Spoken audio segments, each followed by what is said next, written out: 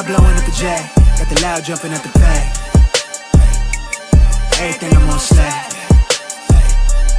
Everything I do is got the bands jumping at the bag. Vibe blowing at my J, got the loud jumping at the bag. Everything I'm on slack. Everything I do is got the bands jumping out the bag. Another milestone, look at that. Paper boy, I'm a paper route till I'm 6 down on my back. I'm an old soul like my dad. My old girl still a fan. And yo girl at the live show, so don't act like I ain't the man. I'm kicking my feet up, get frank like Aretha. I'm calm, but I'm teed up, just flip me a stack. The re-up just doubled up off of the muscle, I stuck to the task. They see me, I'm troubled, I'm bubbling up till it's stuck, and they want me to stay where I'm at. I'm good everywhere that I'm stepping, my presence is crucial. You know that this shit not no trend. On a big wave, I'm controlling the tide. Snake eyes when you rolling the dice. So with the stakes inside, I could never take another nigga advice. They can't reach the sky, I'm aiming up high. Just wanna know what it's like. Y'all know what it's like, I come from outside of this. Out the quicksand, I'm the big man, doing big things. Cop a big change, up a state lines, doing stage dives on cam. It ain't no limit to my vision. Check the temp, I'm on fire with it. Got the bands jumping out the bag, Prosecco on ice. I'm nobody nice, gonna run up a check. Demand my respect, I'm doing the most. I never quit, they want me to quit. I'm good as it come, I'm good as it gets. Vibe blowing at the J, got the loud jumping out the bag. Everything I'm on slack. Everything I do is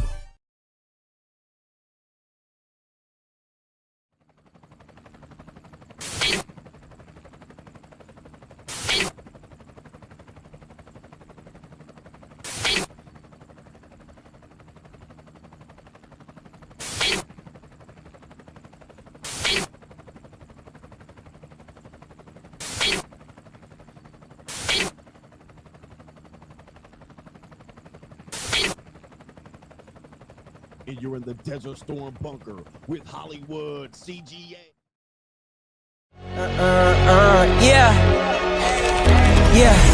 Legends ain't born, they built from the grind. From benches to banners, we sharpen the mind. We sharpen the sword and promise and swore that we going hard and leaving it all on the floor.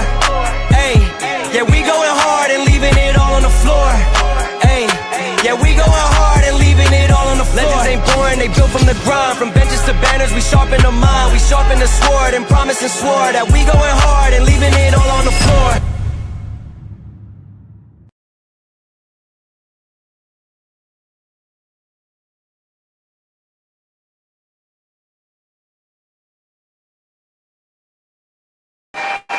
What's going on, everybody? It is Coach Greg Adams back in here with another YouTube live stream. Shout out to the Coach Gang. And that's you. For being in here, being involved, and being active on this YouTube channel. And welcome back to the internationally known and recognized symbol of YouTube excellence in edutainment, the Boss Up Show, part of the Free Agent Lifestyle podcast here on the Free Agent Lifestyle channel. You in here with the Bruce Wayne of this ish, the King of Kings, the King of Content, and the Speaker of Truth, yours truly, the Notorious one, aka Mr. Coachellini, better known as the prognosticator, Coach Stradamus. And you're in the Desert Storm bunker with Hollywood CGA and EWF. Smells like Teen Spirit. That is every woman's fantasy in the whole fucking show. I'm the CEO, Niggero, of Fixes Binds LLC, the unbinder, the undebatable, the undisputed best entertainment here on YouTube. You can call me Senor Gregorio Graybeard. The ladies love to call me Mr. Third Leg Greg. Was just phenomenal. Also, the man with one trabajo. That is the ecclesiastical Mitch Slapper. You're looking at the anointed one. Acknowledge me. The founding father of the After Pill, the junior college sociologist, the Morpheus of the mating matrix, the chocolatey Confucius, the Black Moses, the deliverer, also known as the man that walks ecclesiastically in the spirit of Elijah. I'm the man with more nicknames than anyone in the game, but you can call me James Bine, Malo Poppy, Hentai CGA, Gregorio, Don Gregorio. You can also call me the Lord of the Lings, Genghis CGA. Ling Arthur, and much, much more. But you can also call me the 14-time, or I skipped it, CGA, see God Allah. And I'm the reigning and defending 14-time demonetized champion of YouTube. We got a great show for you lined up today. 5 ways men live their lives completely through women and never live for themselves. You see me reeling out the blueprint of the free agent lifestyle, giving men alternatives to the Matrix. All right. The Matrix is telling young women they don't need to settle down and get married between the ages of 18 and 28, really between the years of 18 and 32, leaving men in a little bit of a lurch. All right. And then what these rant-throughs want to do is then say when you become successful, you're supposed to settle down and marry them. But nope. You're not supposed to do that. You're not supposed to have no fun. You're supposed to be left in a lurch between 18 and 32. You're going to be amongst the 20% or the 80% of men who are struggling dating, all right, trying to find their way. You're going to be struggling here from 18 to 32, waiting for these skeezers and hoes to stop getting ran through or work on their career, focus on their career. And then when it all falls apart, when they're ready to settle down, you're supposed to just be like, okay, I'll do it. I'm ready. Okay. And then go ahead and live a life of misery as a step grandfather. Okay. A step grandfather. That's the plan that they have for you monkey ass niggas. That's the plan that they have for you monkey ass niggas. That's the plan that the ecclesiastical Christians have for you.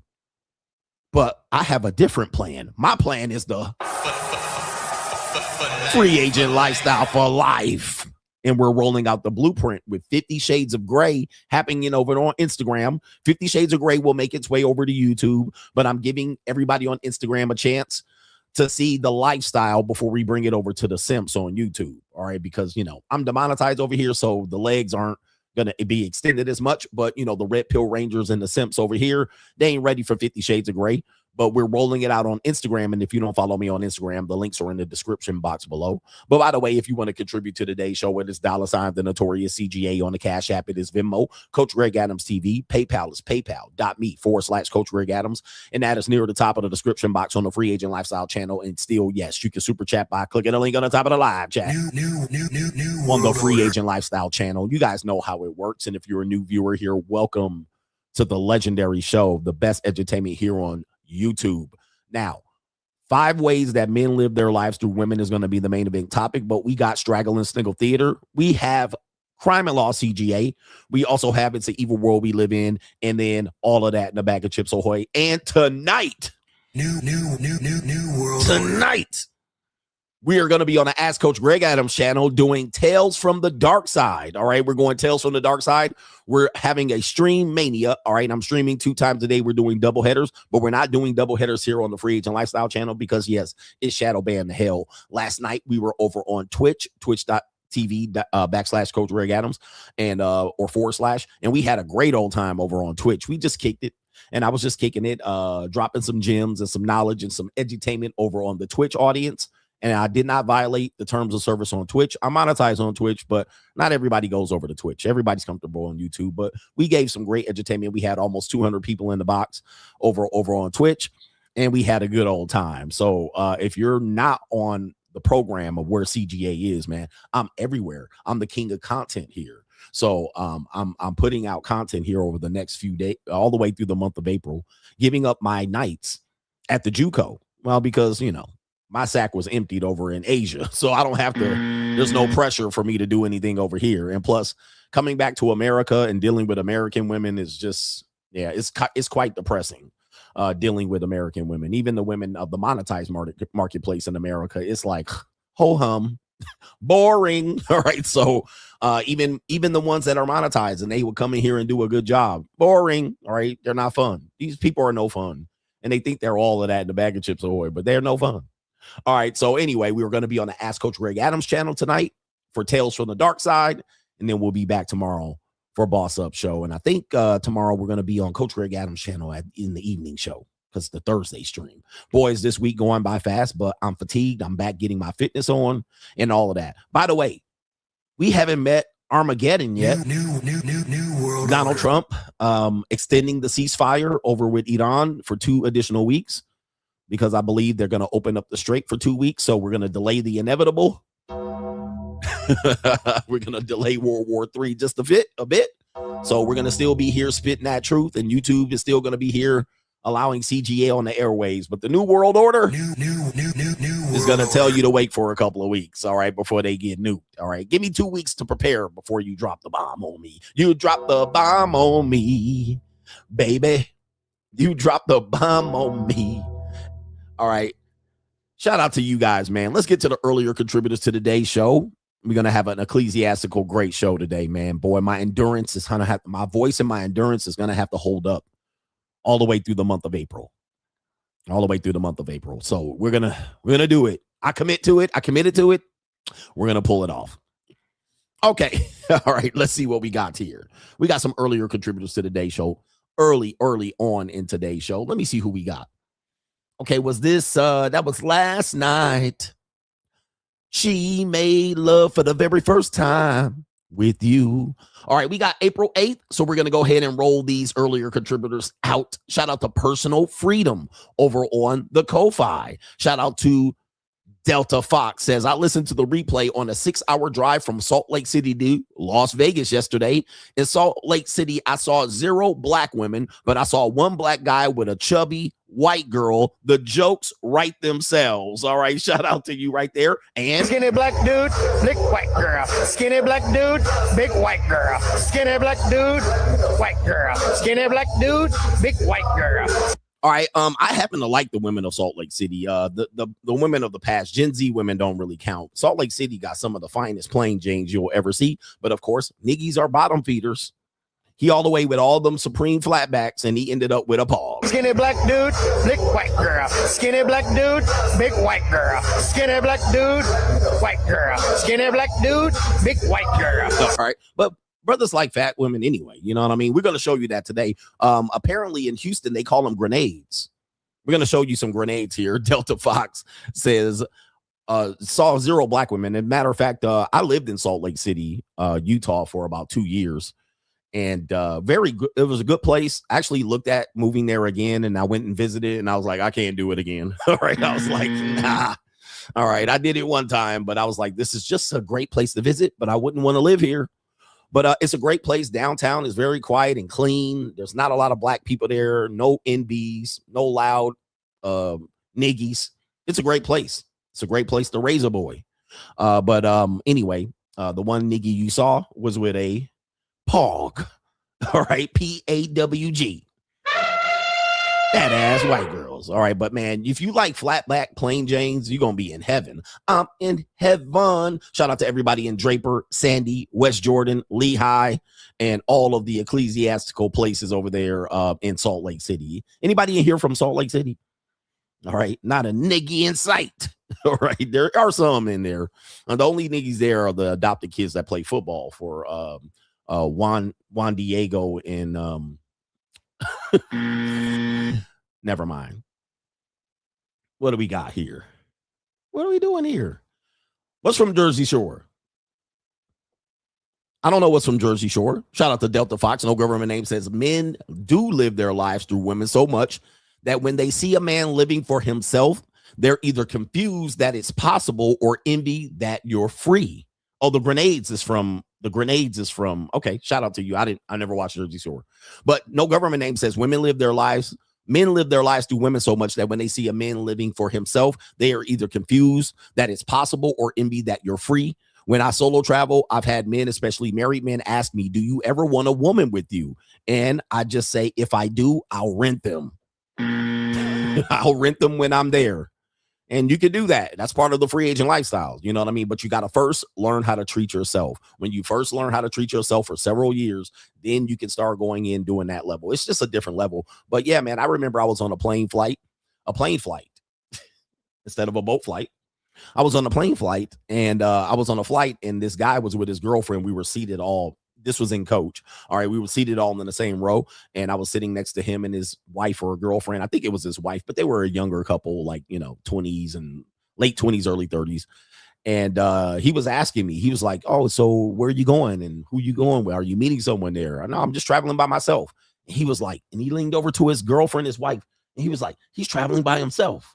Like, it was so foreign to him. He's going by himself. And then he doesn't have a girlfriend or wife with him. He was literally, it was a white boy. It was like a Brad / like he was a Chad, but now he's Bradded out. And she was an ecclesiastical, woman with some, you know what I'm talking about. That was a good looking couple. Both of them were what could be considered good looking. But he was like, he's traveling by himself. He doesn't even have a girlfriend or a wife. I was like, bro. And he was like, dang, that's kind of fun. I wish I could travel by myself. And then he looked over at his girlfriend / wife, and she was looking at him like, nah, you ain't traveling by yourself. All right. Nope. You're going to have me with you. All right. She going to travel by herself, though. Jay says, Coach, I treat my time with women as if I'm on borrowed time, and I make sure I get everything, including slutting them out before the time ends. So whenever a woman pops out with a new man, I'm never jealous because I'm satisfied with my time. Is this a healthy way of dating? Well, some people will tell you no. You're supposed to be worried about that woman and what she does before and after you're dealing with her. It's an unhealthy relationship that men have with believing that their time spent with that woman was better than the guys before or after. And when that woman is with a new man, you're supposed to be jealous. And you're like, no, I'm good because services were rendered. All right. She's fully able to go with another man. She's able to do what she wants to do. She could go to another man's house the next day, that same night, as far as I'm concerned. Not a problem for me. All right. Because I got what I wanted. All right. Whether it was a weekend, I got what I wanted and services were rendered. But I'm not a possessive man. I mean, I can be a possessive man. I can be a possessive man. It's not a healthy relationship. Any woman that wants me to emotionally attach to them, I'm like David Bruce Banner. All right. It's like when he said that line, that famous line in the Incredible Hulk from the TV series, don't make me angry. You wouldn't like me when I'm angry. Okay. Like, don't look, we're good. We're good here. I'm not emotionally attached to you. We can have some fun. I can be myself. You can be yourself. We can enjoy ourselves. And when time's up, when the meter expires, everybody goes their own way. But if you want me to be attached to you and you're going to make these false promises and then say you're going to do this, well, then if I get emotionally attached to you and you backstab me, then all right, then I'm going to be like, okay, why you do me that? Now I got to. You could have just had fun. All right. You didn't have to come in here and lie. You didn't have to lie to kick it. Let's just have fun. That's why when people be like, Coach, man, you need to find somebody to settle down with. Don't get me. No, listen. All right. Don't make me angry. You wouldn't like me when I'm angry. I'm not good in relationships. I'm no good in relationships. All right. I'm no good. I realized that over many years. I'm not good. And I'm not relationship material for sure. As much as people think that I brag over or talk over here about how I'm a good man, I am not a good man. Okay. I am not a good man. Now I could be a good guy. Like I'm nice. I'm nice and all. Somebody, a woman says, are you telling me no women gets emotionally attached to me? No, see, Joyce, I know you had $2. You get to send a super chat. Now, this is why, I have to do 4 and 5 hour shows because I have to be very thorough. Here's the thing. I said I don't get emotionally attached. Now, that doesn't mean the women don't get emotionally attached to me.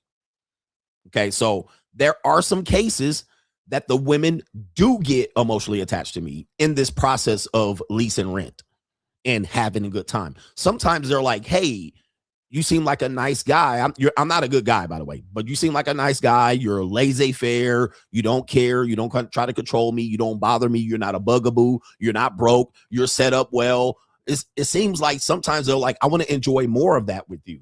But then they may get emotionally attached. And then I'll be like, listen, that's a whole nother lifestyle. This lifestyle you're getting is because we are not attached. The minute you get attached, that you're not going to get this shit every weekend.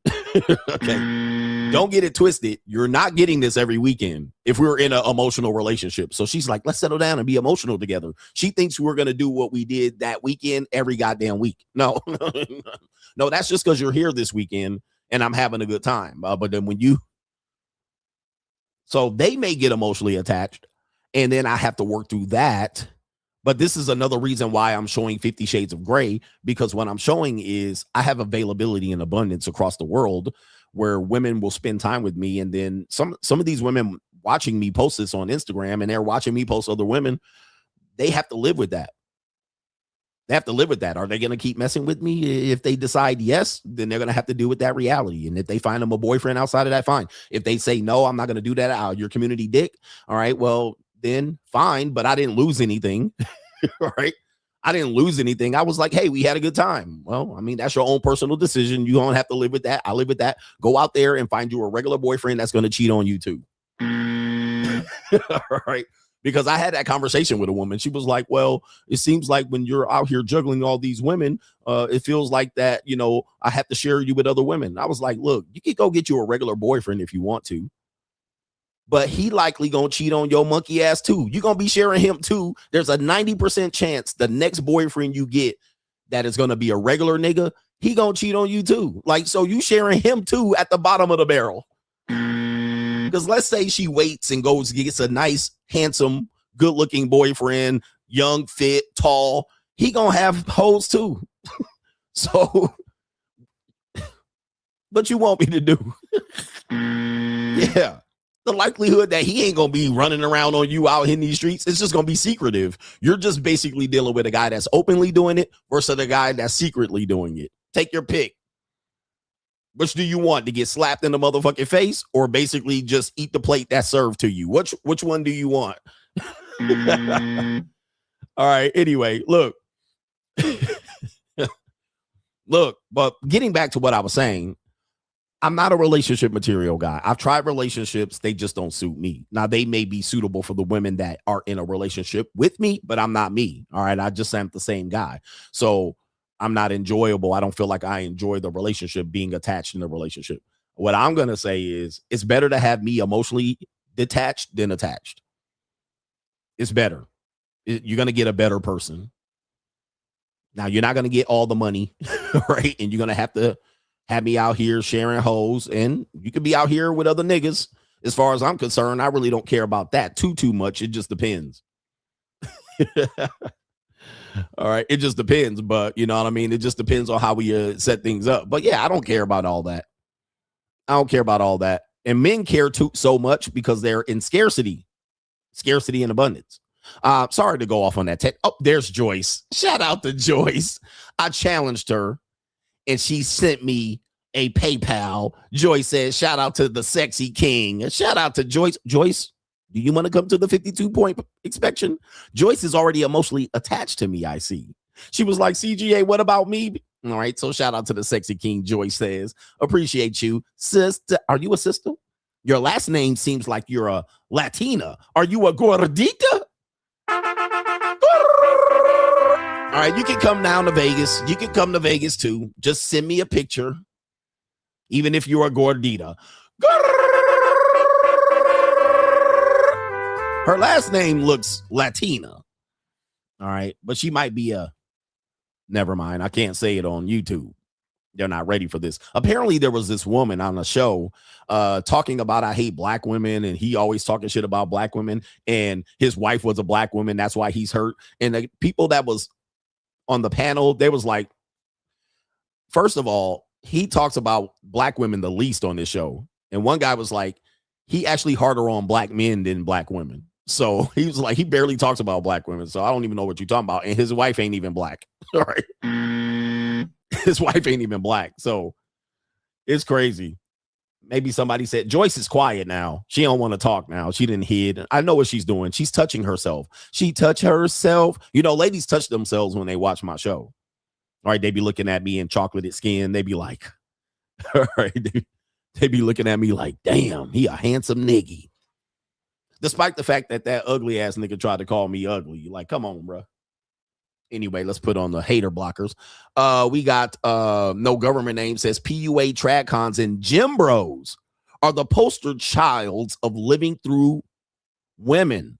At least the men who are the nerds who have hobbies that enjoy themselves, that don't attract or impress women, like collecting Pokemon and Yu-Gi-Oh! Cards and playing Dungeons and Dragons or video games and Beyblade battles.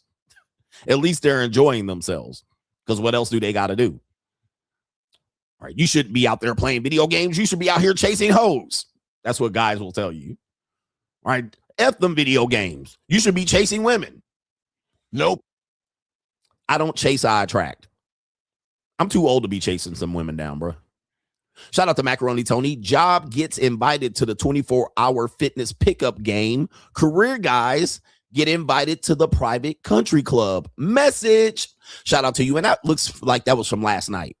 That was from last night. Looks like that was from the stream, the Twitch stream. Shout out to you, my brother. All right. What do we got here? Let's get on with this part of the show. We got Straggling Sniggle Theater. Let's have some laughs and warm everybody up. Let's go. Like, ride with me if you ride with me. You can slide with me if you feel like 550 on the 5 sticky. Come get high with me. That's a deal, right? Straggling Sniggle Theater. We got the jokes. This is the fun part of the show. We're back in the Desert Storm bunker. And we're going to, oh, that says Doom and Gloom CGA. We got Straggling Sniggle Theater. First video up here. We're going to the Bamas. All right, Bamas. Press 1 in the chat if you a Bama. All right. And that could be any from East Texas all the way to Northern Florida and up through the gates in South Kakalaki and maybe some areas in North Carolina. But I would consider North Carolina more Appalachian. Geographically, I don't consider you Bamas. All right, I can consider you ass backwards. All right, but that's neither here nor there. Let's get into part of the show right here. Appalachia. We got Bamas here. Press 1 in the chat if you a Bama.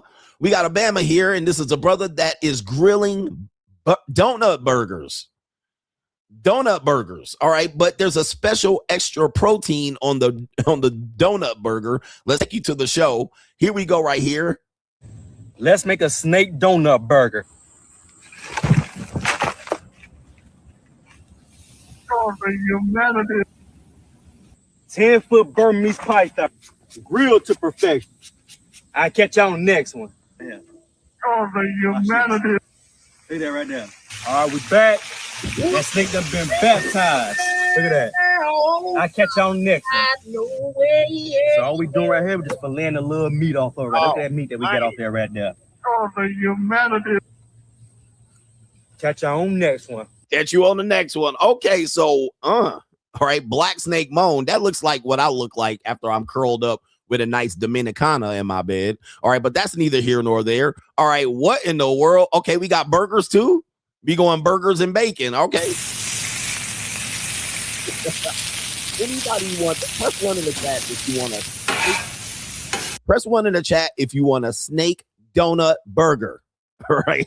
Oh, the humanity. There it is. There's the donut. There's the there's the that's the snake. Oh, but and the donut on top. Oh my goodness. What the hell? Oh my God. No okay. way. Hey, bro, come on now, dog.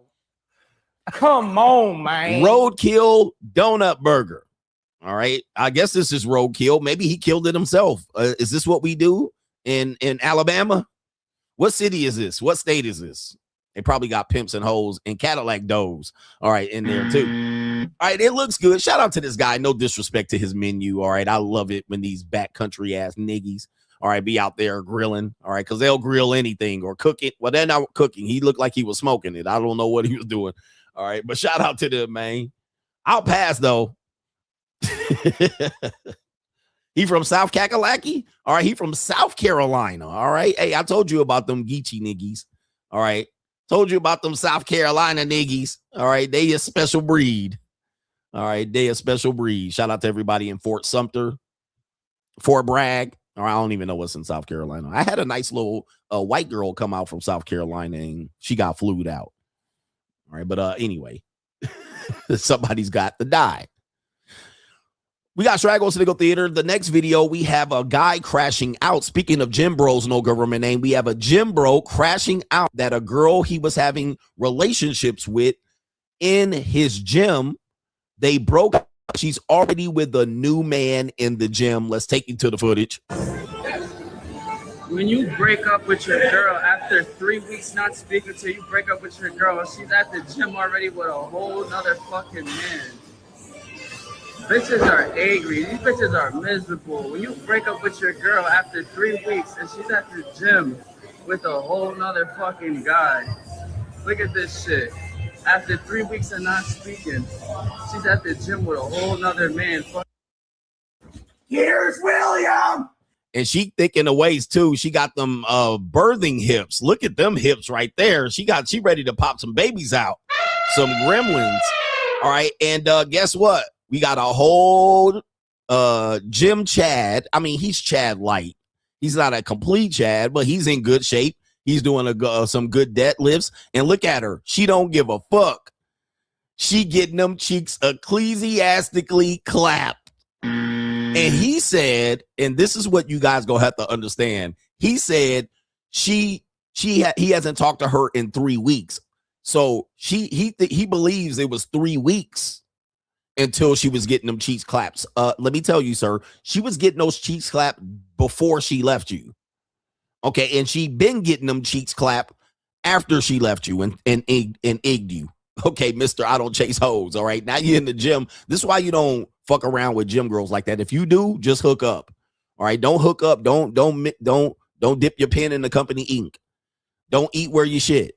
Okay, so I work out. If I hook up with a girl, it's just a hookup. We ain't got no thing. You know, you with your man. It is what it is. But you got a whole relationship. All right, and she already been getting them cheeks clapped. He was already clapping them cheeks and watching y'all do couples workouts.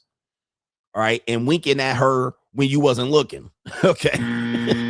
And she don't give a fuck. Look at her. She don't care. She do not care that you're recording her. And she's quite impressed with this intention. She's like, yeah, nigga, you thought. Look at him. And he is hurt right now. He is in his fifis. Here's William. He in his fifis and she don't care. She actually loving it.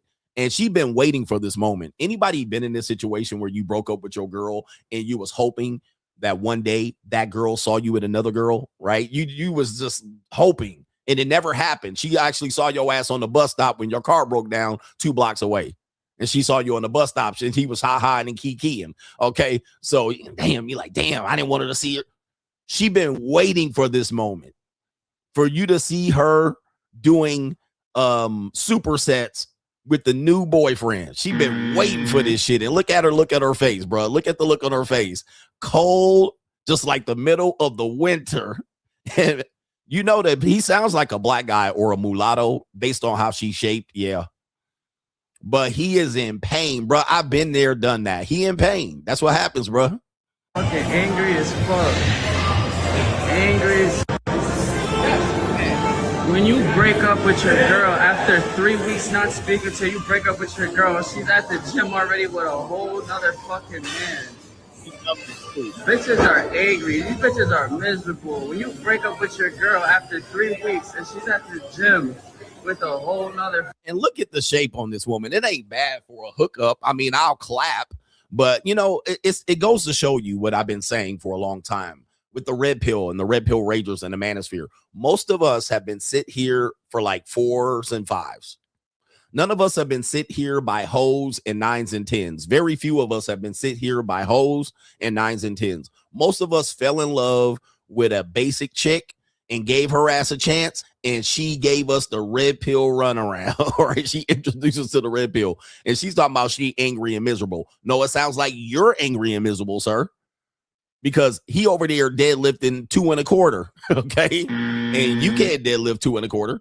Fucking guy. And look, I mean, this is who sent us over here. This what happens, man. I was with this girl. I fell in ecclesiastical love with her, and I found out she was cheating. Yep, shit happens.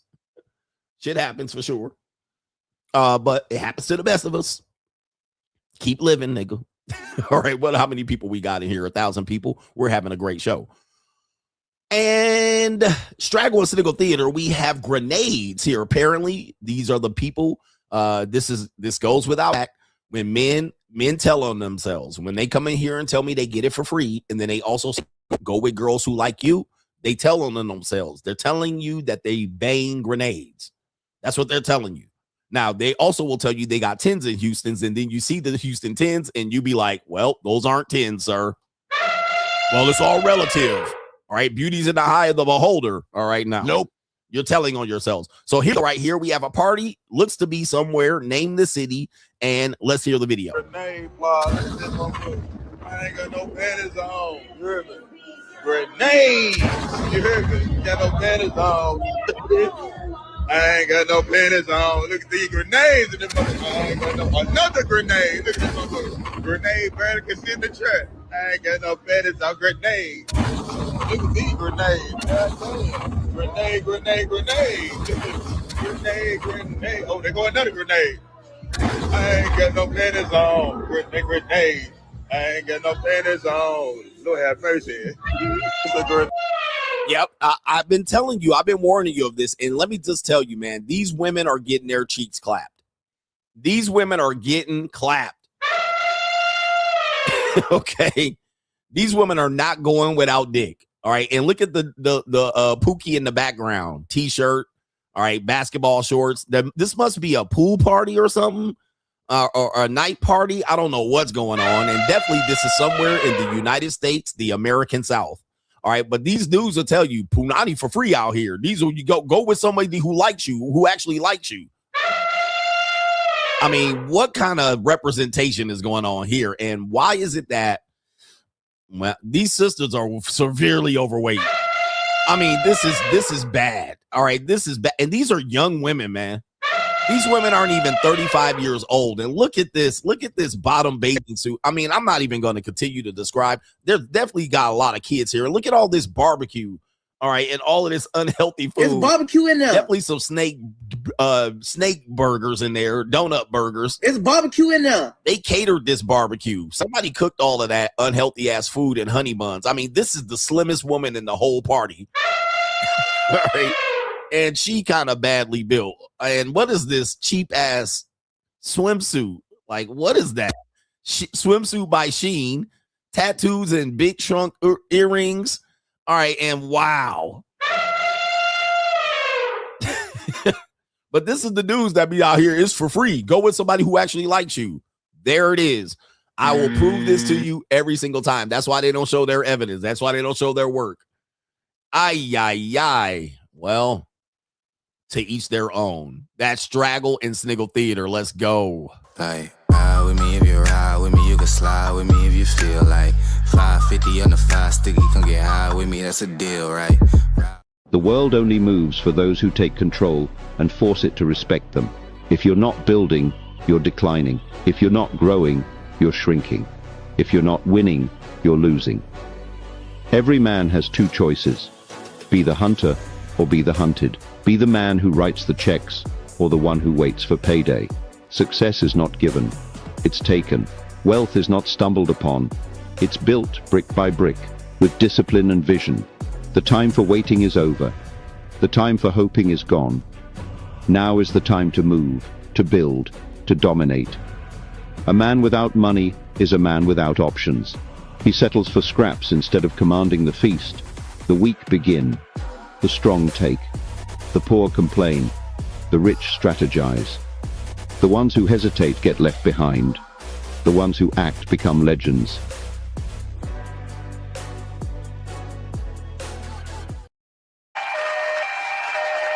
Ecclesiastically becoming legends.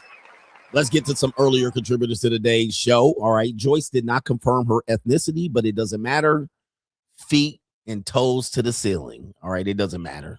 All right, I love all 31 flavors. I don't discriminate, and I don't care about black love. Right, I don't care about any of that shit. We need to rebuild the black community one stepdaddy at a time. I don't give a fuck about any of that. I love interracial dating. I like when black women interracially date. Date who you want. All right, date who you want here, and that's how I live my model. I don't give a fuck about the black community. What has the black community done for me? All right, Plymouth Rock didn't land on us. We landed on Plymouth Rock. Or is that opposite? All right. Joyce says she's Portuguese. All right. Let me brush up on my Portuguese. She's Portuguese. She white European speaking Portuguese. Okay, I'm down. I've been with some women who speak Portuguese. I don't know if I've been with a woman that's Portuguese. All right. Shout out to her. All right. I'm down. Bring your ass on. Shout out to Kaylin says, I saw that film that people are calling. Wait, I saw that film that people are talking about called The Drama with Zendaya and Robert Pattinson. Let's just say if you see this film, you will further learn that women aren't as innocent as they seem. Modern relationships are different. I don't know anything about this movie, but I did see a clip, a preview when I was at a movie of Zendaya, but it looked like she was doing some shady stuff. I don't know what it was. And I was looking at it. I was like, what kind of movie is this? So I don't know what's going on there. I don't know if that's the movie you're referring to. She was doing some sexcapades, I suppose. Bongia. Yeah, Bongia. Bongia. I couldn't even think of it. Bongia. Bongia. Joyce. All right. But anyway. But yeah, man, I don't even know if that's the movie, but I saw a clip and I was like, that looks interesting. But, you know, I'll be forgetting movie clips. All right, I forget it. I'll be like, I want to see that movie. And then I forget. But anyway, let me see if we have any other contributors to today's show. And we'll get on back with the show. We have coming up next, we have Crime and Law CGA. Crime and Law CGA. All right, take a look at this. I wrote about this in my book, The Evolution, and I've been talking about this for years, that we're at the point of no return, and I don't think really people understand what's going on. And I wrote about the context of de-evolution, that women are de-evolving. Now, they call it progress, but what I'm saying is on the basis of it, they're going back to what we would call the oldest profession, right? At first, they were going back for careers and this, but their need for this independence has forced them financially, mixed with the economy financially, to go back to the oldest profession, right? Instead of arranged marriages, they're going back to the oldest profession in a variety of ways and shades and on the spectrum. And they think this is new, but it's quite old, right? Because ain't nothing new under the sun. And I've said, listen, I said, you're going to see a lot more metropolises, specifically liberal cities, adopt policies that are going to be more catering to the availability of sex work, right? Kamala Harris talked about it. Sex work is work. And this is the new progress, even though Kamala Harris was a sugar baby, right? So she's obviously going to lean to that. Not only that, and this is the bigger issue, it's more centered around the rainbow agenda, aka the Duke shooter agenda. All right. So when you consider the fact that our country has been highly influenced by the LGBTQAI plus with the silent P community, the laws are going to basically make it easier for them to be less victimized, especially in liberal democratic metropolises. Now, this is going to leak into moderate states, purple states, swing states as well. It's eventually going to leak into that. And the only states that are probably not going to experience this are red states, right? So they're not going to experience it much. It's kind of like the early terminations of pregnancy. Same thing. It's kind of like the sanctuary cities. It's the same thing. People don't realize how much influence the LGBTQ communities has over relationships with straight people, right? So even to the extent when a person talks about partnership, that comes from the LBG community. That's direct influence from the LBG community, because they always considered themselves partners because they couldn't call each other husband and wives. Now, they've always saw each other somewhat on an equal accord because most of the time they're both men or both women. So when they have relationships, there's no onus on the male to perform more or the female to perform less or more. There's no roles in gender because they're both the same gender, right? So they don't have to deal with it. That's why the straight community, hashtag the cis community, if you will, has adopted their lifestyle in every single way. Even our partnerships in straight communities are less gender role, right? No gender specifics, except for when traditionalism is there, right? Then traditionalism there, you're supposed to do what a man's supposed to do. But the woman has equal rights to be able to do what she wants to do. You can't tell her to do shit. It's been there, right? So I've been saying, not only are we dealing with a crisis economically and women are somewhat selling themselves in a variety of ways on the spectrum, you're also having the influence of the LGBTQ. Now, I've been telling you, we cannot return back from this. You do have some freedom fighters out here that want to fight me and fight the system. I always say, don't fight me on it. I'm not here to provide solutions against something that cannot be solved. I'm just going to ride the wave, okay? So when people are looking at me or seeing me, how I adapt, or they're trying to convince me to stop this shit or come up with solutions to stop it, my thing is we can't stop it. It's already, the damage is done. We're at the point of no return in the moment of truth. Now, I've actually showed you over the years that places like Manhattan, New York, Los Angeles, San Francisco, bits and parts of San Diego have adopted this idea that they're going to either decriminalize sex work or they're going to not enforce it. I've been saying that for a long time, right? You've heard me say that for years. I'm going to give you another one. We're going to go to Minneapolis, Minnesota. This should not be a surprise because it's a liberal state. But take a look at. All right, wow. All right, they don't want to hear this. Goodness. All right, hold on for a second. Let's stop the show. Let's stop the show for a second. Where is what? All right, I'm just trying to give y'all some information here. Okay. New world order. I'm just trying to give y'all information. Hang on. Hang on. We'll be back. We'll be back, Jack. Wow. Huh. Woo. New world order. Woo. What's going on here? I'm just giving information and details. Don't at me, y'all. This is Crime and Law CGA. I'm just trying to do my job here. Boy, they was on my neck. New world order. Crime and Law CGA. Let's go. Oh my goodness.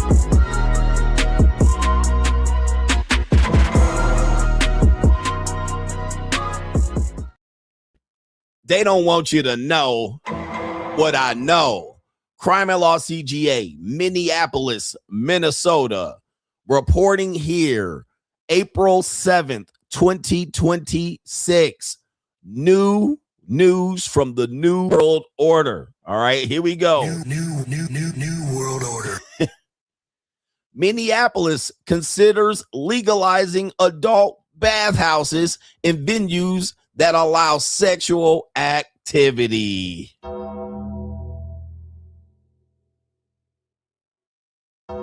Here we go. Here's Johnny. 4 proposed ordinances would establish licensing, zoning, and health regulations for adult sex venues. I've been trying to tell you this. The fight is over, guys. I mean, well, if you guys ecclesiastically want to fight, go for it, but you guys don't have the power.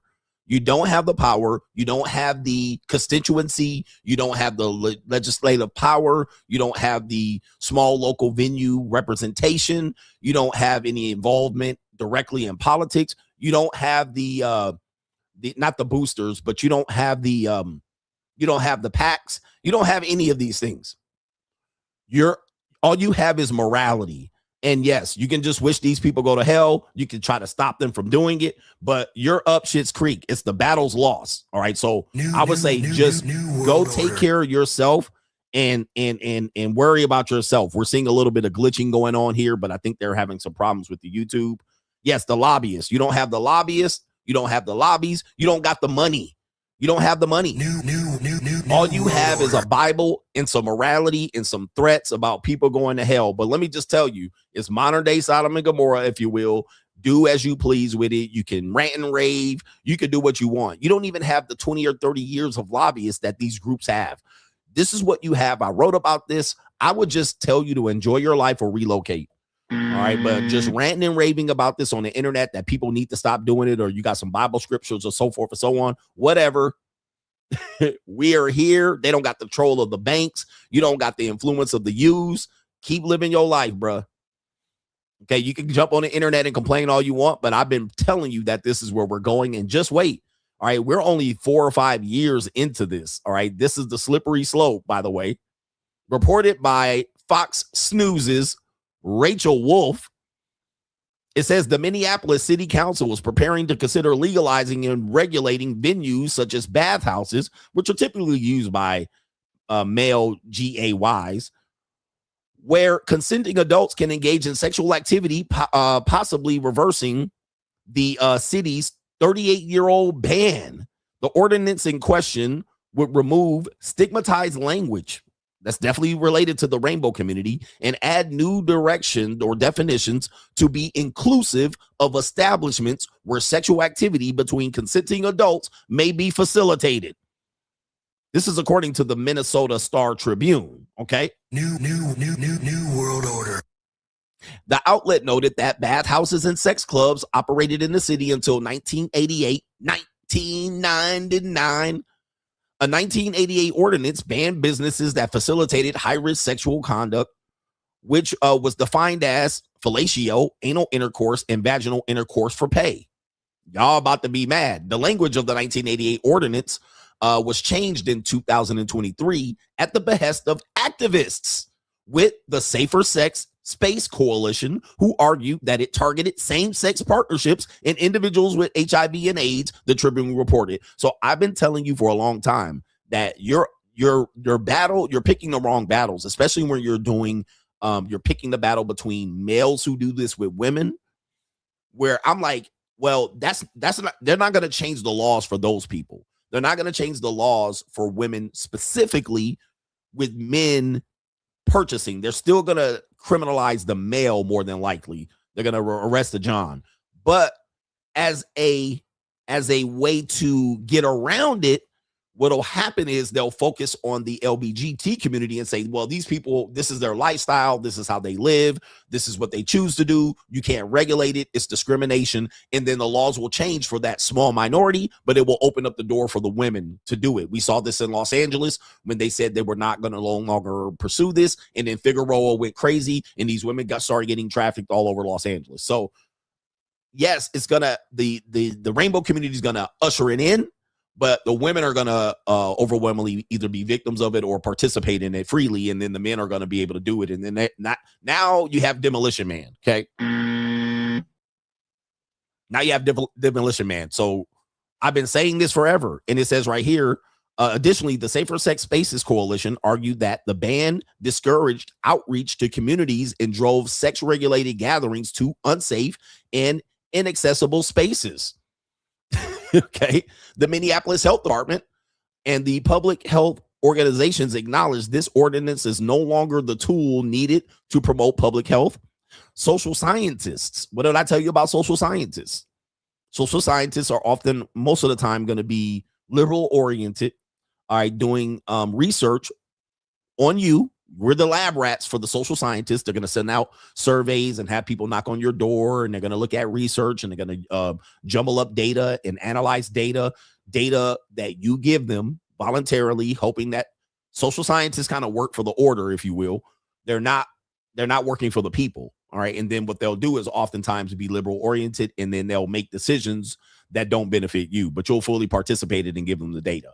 All right. But that's what social scientists does. But it says right here, social science research tells us that commercial safe spaces like gay saunas are important for promoting safer sex practices, enhancing HIV protection and prevention, and increasing access to testing and treatment. These spaces also enhance feelings of identity, camaraderie, authenticity, and belonging. They are spaces where people overcome isolation and develop a sense of community and pride. Let's just say, hey, yo, chill, son. Hey, yo. All right. And going further, the Safer Sex Spaces Coalition.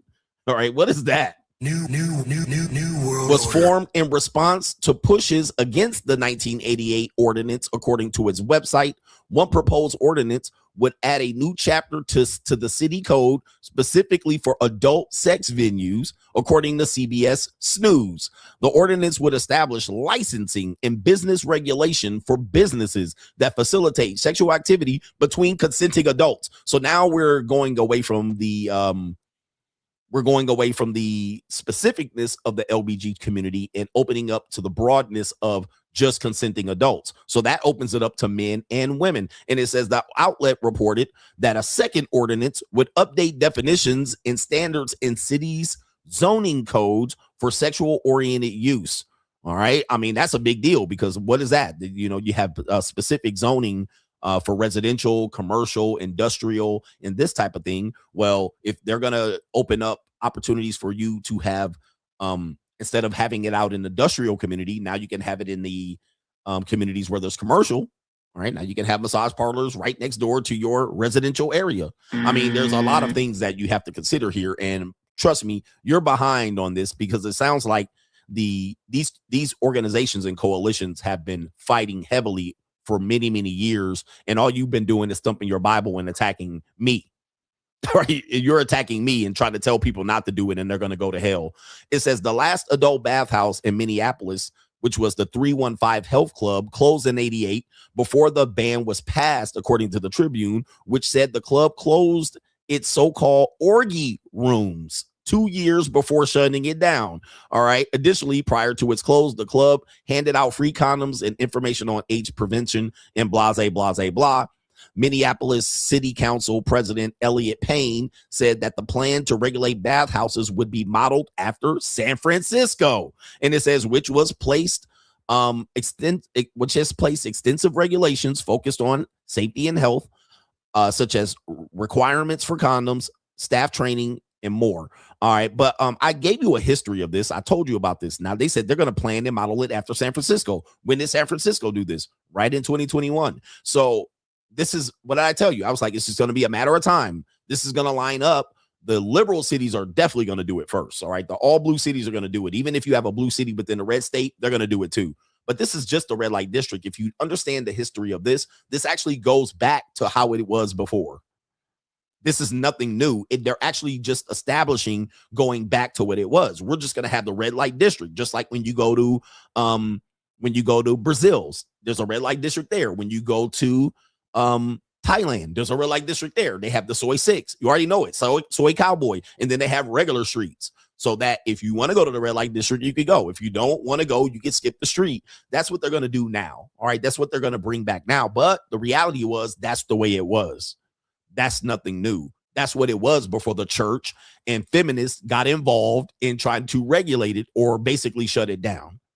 And that's what's wrong with that fight. They basically just say shut it down, but then what'll happen is they'll bring in the black market, the pimps, and then what'll happen is the pimps will take advantage and they'll traffic the women, and then the gays will be ostracized, and then eventually they'll fight back, and then they'll use the gays to usher in the new law, and then you'll have red light district again. Amsterdam is another example of this. So that's basically what we're doing again here in the United States. This is where we're going. If you're going to start fighting today, it's too late. I'm just letting you know, and guilting people out of not doing it is not going to work. By the way, this is why they call me Coach Stradamus. I've been calling this. I wrote a book about this. Don't fight me on it. I know I'm the bad guy. I know you want to make me the poster child and the enemy of this, and you think I have some sort of controls over this. I don't have any control over it. I know and am smart enough to realize that the goose is cooked. The goose is cooked. There's nothing coming back related to traditionalism. The Lord is not coming back. Christ is not coming back. Zombie Ghost is not coming back. If he does, he's too late too. We're already here, and it's only a matter of time. Give it 20 years. It'll be in every city near you. Right? It'll be in every city near you. And by the way, we're already kind of doing the black market with the JUCO. As soon as they regulate that, the JUCO is going to change tremendously. All right, we've already had flyouts and all of that stuff for the last 10 years. All right, we've actually been doing it way before that. Now it's just overt. Once they get that all regulated, it's going to be completely different. All right, so I don't see anything reverting back. Maybe I don't see anything changing. So good luck. But don't fight me at it. I know people want to fight me for reporting this. I'm just reporting this, and I'm halfway participating in it, but that's neither here nor there. But somebody said give it 10 years. Yeah, give it 10 years because Minneapolis formatted from San Francisco. San Francisco changed 2022. They're in here in 2026. Give it 10 years. It'll be here in the city near you. All right. So here we go. We have a woman here on Crime and Law CGA asking how to regulate and set her prices. All right. Here it is. Sex work for $200. That's professional prices. She said, well, maybe my prices are too high or too low. Check a look at her. All right. What do you think? Give me a rate. Rate her right there. She's a little thick in the thighs. All right, little chunky monkey. All right, let's see what she got here. My one friend was telling me that somebody sold a little bit of something, a little bit of cat for $200. That's $200. Damn. That's not bad. That's not bad at all. That's not bad at all. Mama, Okay. I'll think about it. Oh, Cause $200 for how much? Like for how long? look at this. Will you look at this? They both said, $200. That ain't bad. Why? Because they already doing it for free. They already fucking out here. So they might as well fucking make some money. She like, well, for how long and how much and who do I have to do it with? They considering it. She literally considering it. And the other host was like, 200? Well, that ain't too bad. These are your future wives, by the way. These are the women that don't get married between the ages of 18 and 32. You act like they're out here being virgins and celibate and abstinent. No, they're not. Nope. They're out here doing this and considering it. What do I tell you? All men have or thought about doing. All women have or thought about doing it. All women have or thought about doing it. They have done it or have thought about it. This is an example right here. She's thinking about it. She's thinking about it. Let me think about this shit. Now let's see what she concludes here. That's not too bad. But then I was told that those are professional prices. I have. Uh-oh. Yeah. I have to work my way up to that. Oh. I said, what do you mean? What's a professional? Like a professional prostitute. See? They don't see no problem with it, bro. And so she's like, oh, those are professional prices. You ain't ready for that yet. So she's like, okay, how much?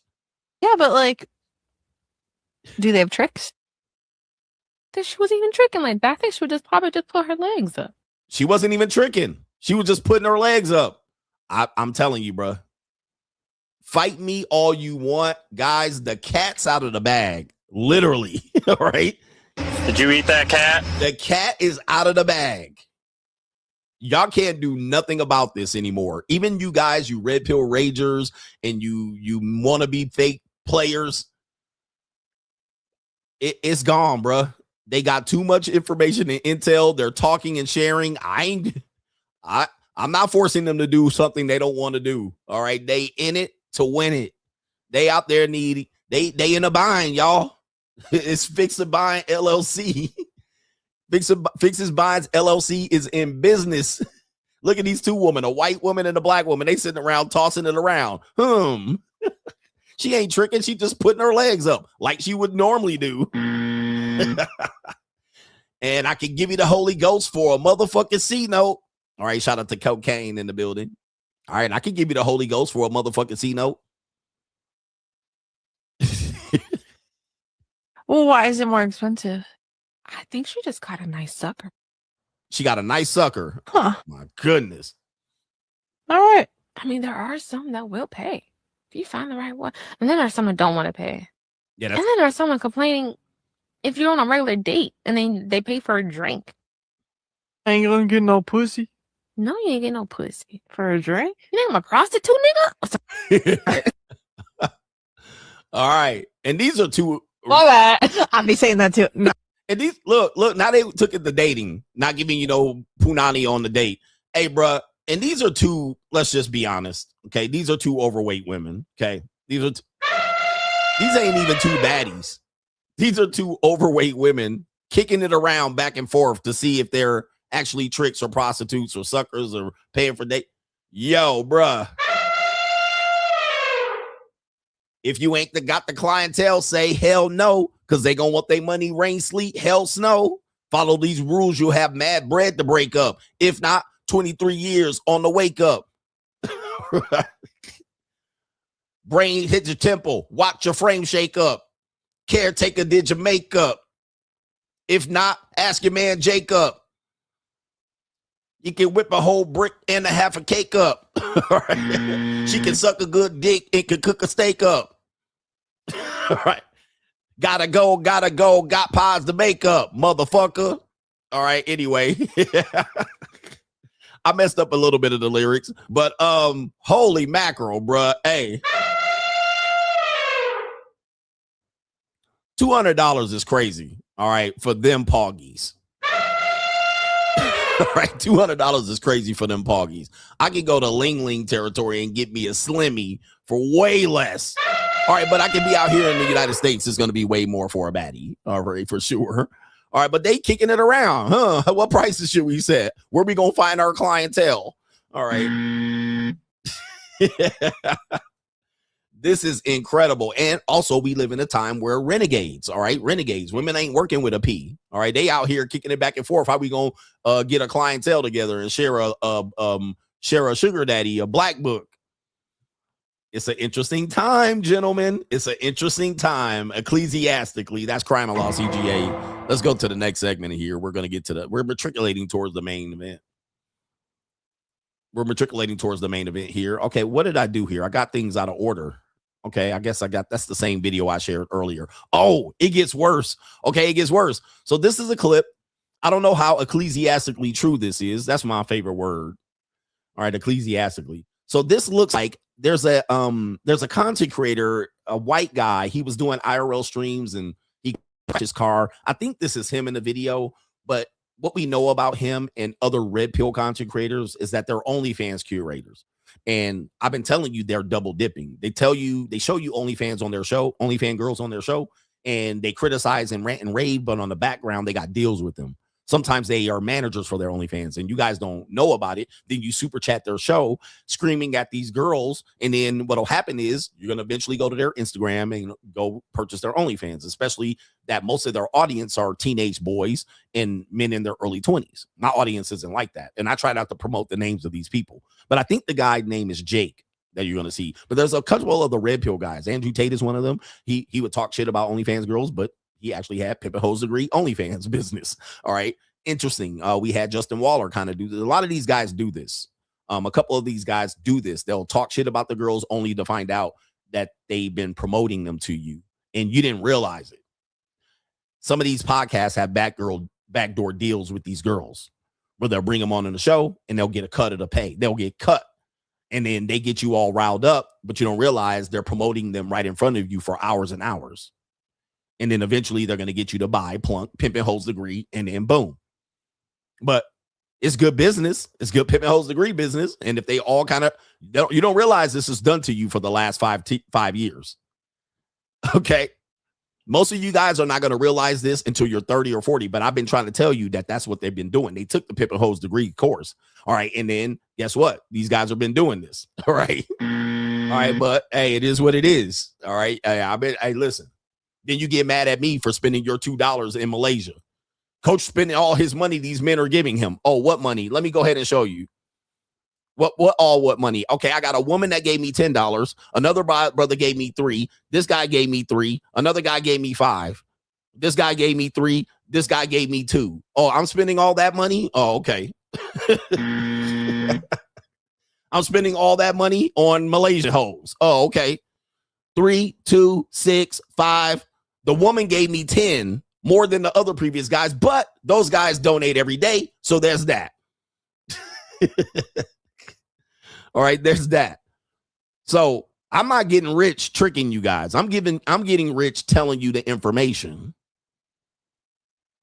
I'm getting rich telling you the information. The other guys are getting rich running a scam on you. Let's continue. This guy, I believe, name is Jake. Now, look at this video that they're promoting here. All right, I saw it coming. That's why I went solo. This is a video says, just turned 18, went straight to OF. Oh, no. 3, 2, 1. Yeah, big 18. Let's go. Oh, yeah, it's OnlyFans time. Yes, get that signed up. Let's go. Yeah. 4, 3, 2, 1. Yeah, big 18. Let's go. Oh, yeah, it's OnlyFans time. Yes. Yes. Okay, so where are all the ecclesiastical Christians here? Where are all the people that say her brain stem ain't developed? Where are all these super soaker, half fugazi ass, lukewarm Christians at? But as I told you, high five, teen spirit. Now, where are all these people that say the age of consent was lower, these men would marry 12-year-olds? All right, where are all the people that say that the coach shouldn't date 18 and 19-year-olds because they're legal, you a pedophile? Okay, but they got these girls on the 17th to 18th birthday signing up for OnlyFans, allegedly. Okay. Whoa. And this is on the internet, y'all. Where's I'm leading the world into degeneracy and debauchery?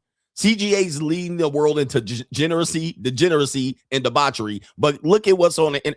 Bro, just because I'm the face of freedom for men, don't come in here and tell me I'm leading the world to hell. What is going on here? They literally played a countdown from a woman who was 17 and 11 months and 29 days.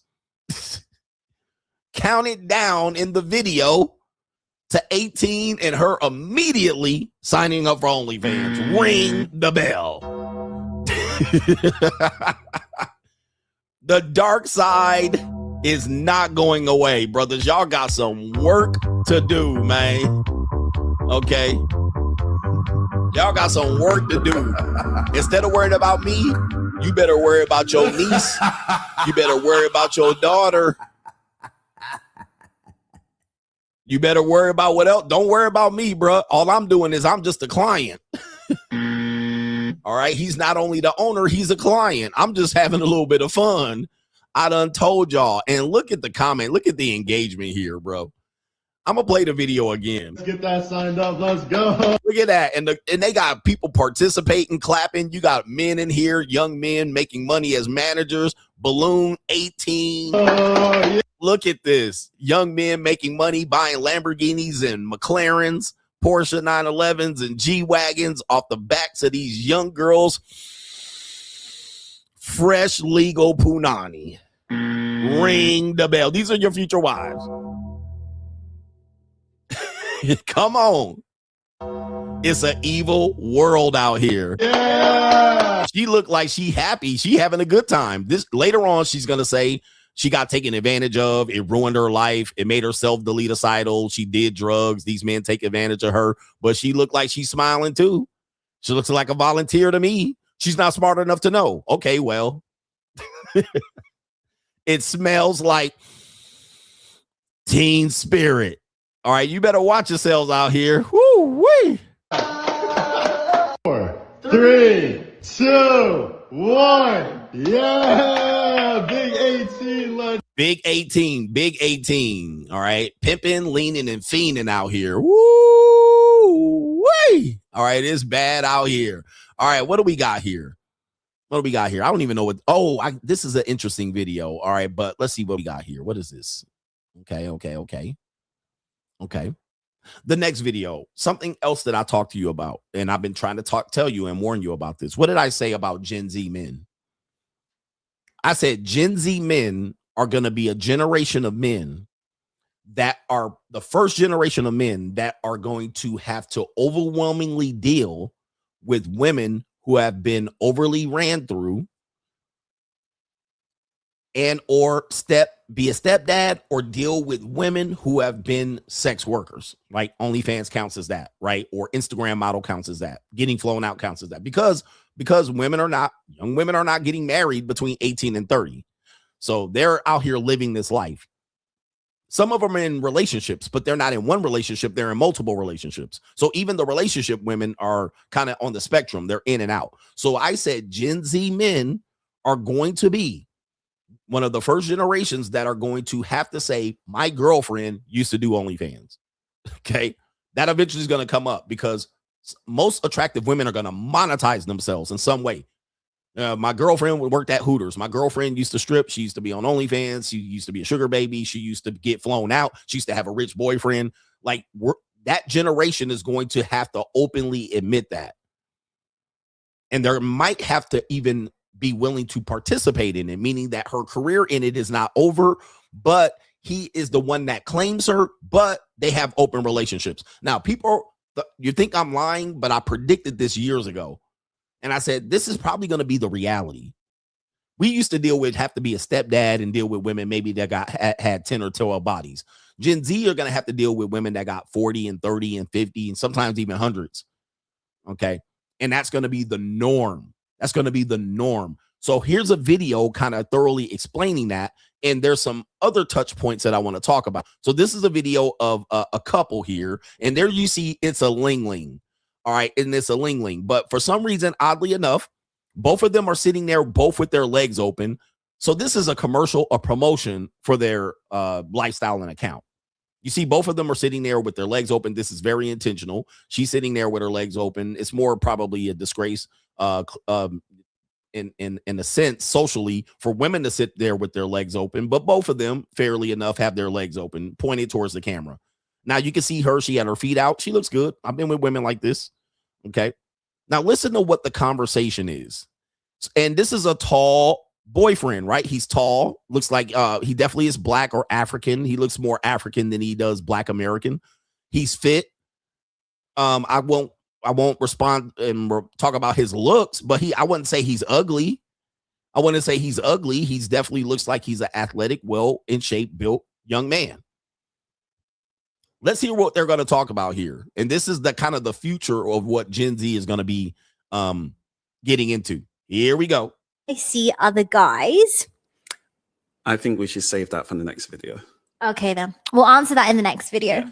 We are going to spill the tea about if we get jealous. So most people assume that because we're in an open relationship, we don't get jealous, which actually isn't the case. We do get jealous, but it's not always in a negative way. People think that jealousy means that it's always bad. However, we found that jealousy can be fun, it can be hot, and it's not always negative. To add to what you just said, I believe jealousy is on a spectrum. And what there's a spectrum. I mean by that is that there are activities and things that we can do to each other that can push us a little bit too far out. Let me just say this, bro. He is lighting the loafers. He got a little sugar in his tank, and he's bisexual. All right. Now, does that change what I'm talking about? No, because that's Gen Z. Gen Z statistically is the most has the most bisexual representation in their generations. Now, the boomers had it too, but they hid it. So not only do you have a bisexual man in a heterosexual relationship, he's open and he sees other men more than likely. Not only that, he actually has relationships with her in some form or fashion, sexually and or that's his beard. But she also, for business and other reasons, for pleasure, sees other men. Okay, so that's what you got. That's Gen Z. That's Gen Z. This is the future right here. But y'all worried about me putting my hands on a couple of teeny boppers, right? Or legally teeny boppers, or women in their early 20s or mid 20s, sometimes late 20s. Okay, so this is the spectrum he mentions. Everything's on the spectrum. Nothing is black or white anymore. In Gen Z, this is par for the course. Nothing's black or white. You don't know, like boomers in Gen X, it was somewhat black or white. And what you did in the dark, you would hope to not come to the light. Gen Z is definitely on the spectrum outside. Let's continue. Of our comfort zone in our personal relationship. Now, I think it's very important that you guys at home as well have that conversation. Be very honest and open with your partner about what is too much. For example, if I take someone else out on a date, I need to take you out on a date 2 times. So I need to do double what I give to somebody else. That's our personal preferences. So it's always about managing your energy, managing your time, and being open and honest about what sort of dynamic you want. So, for example, with me, I get jealous if he is spending more quality time with someone else than with me. Okay, you notice they keep saying someone else when it comes to him, if he's seeing someone else.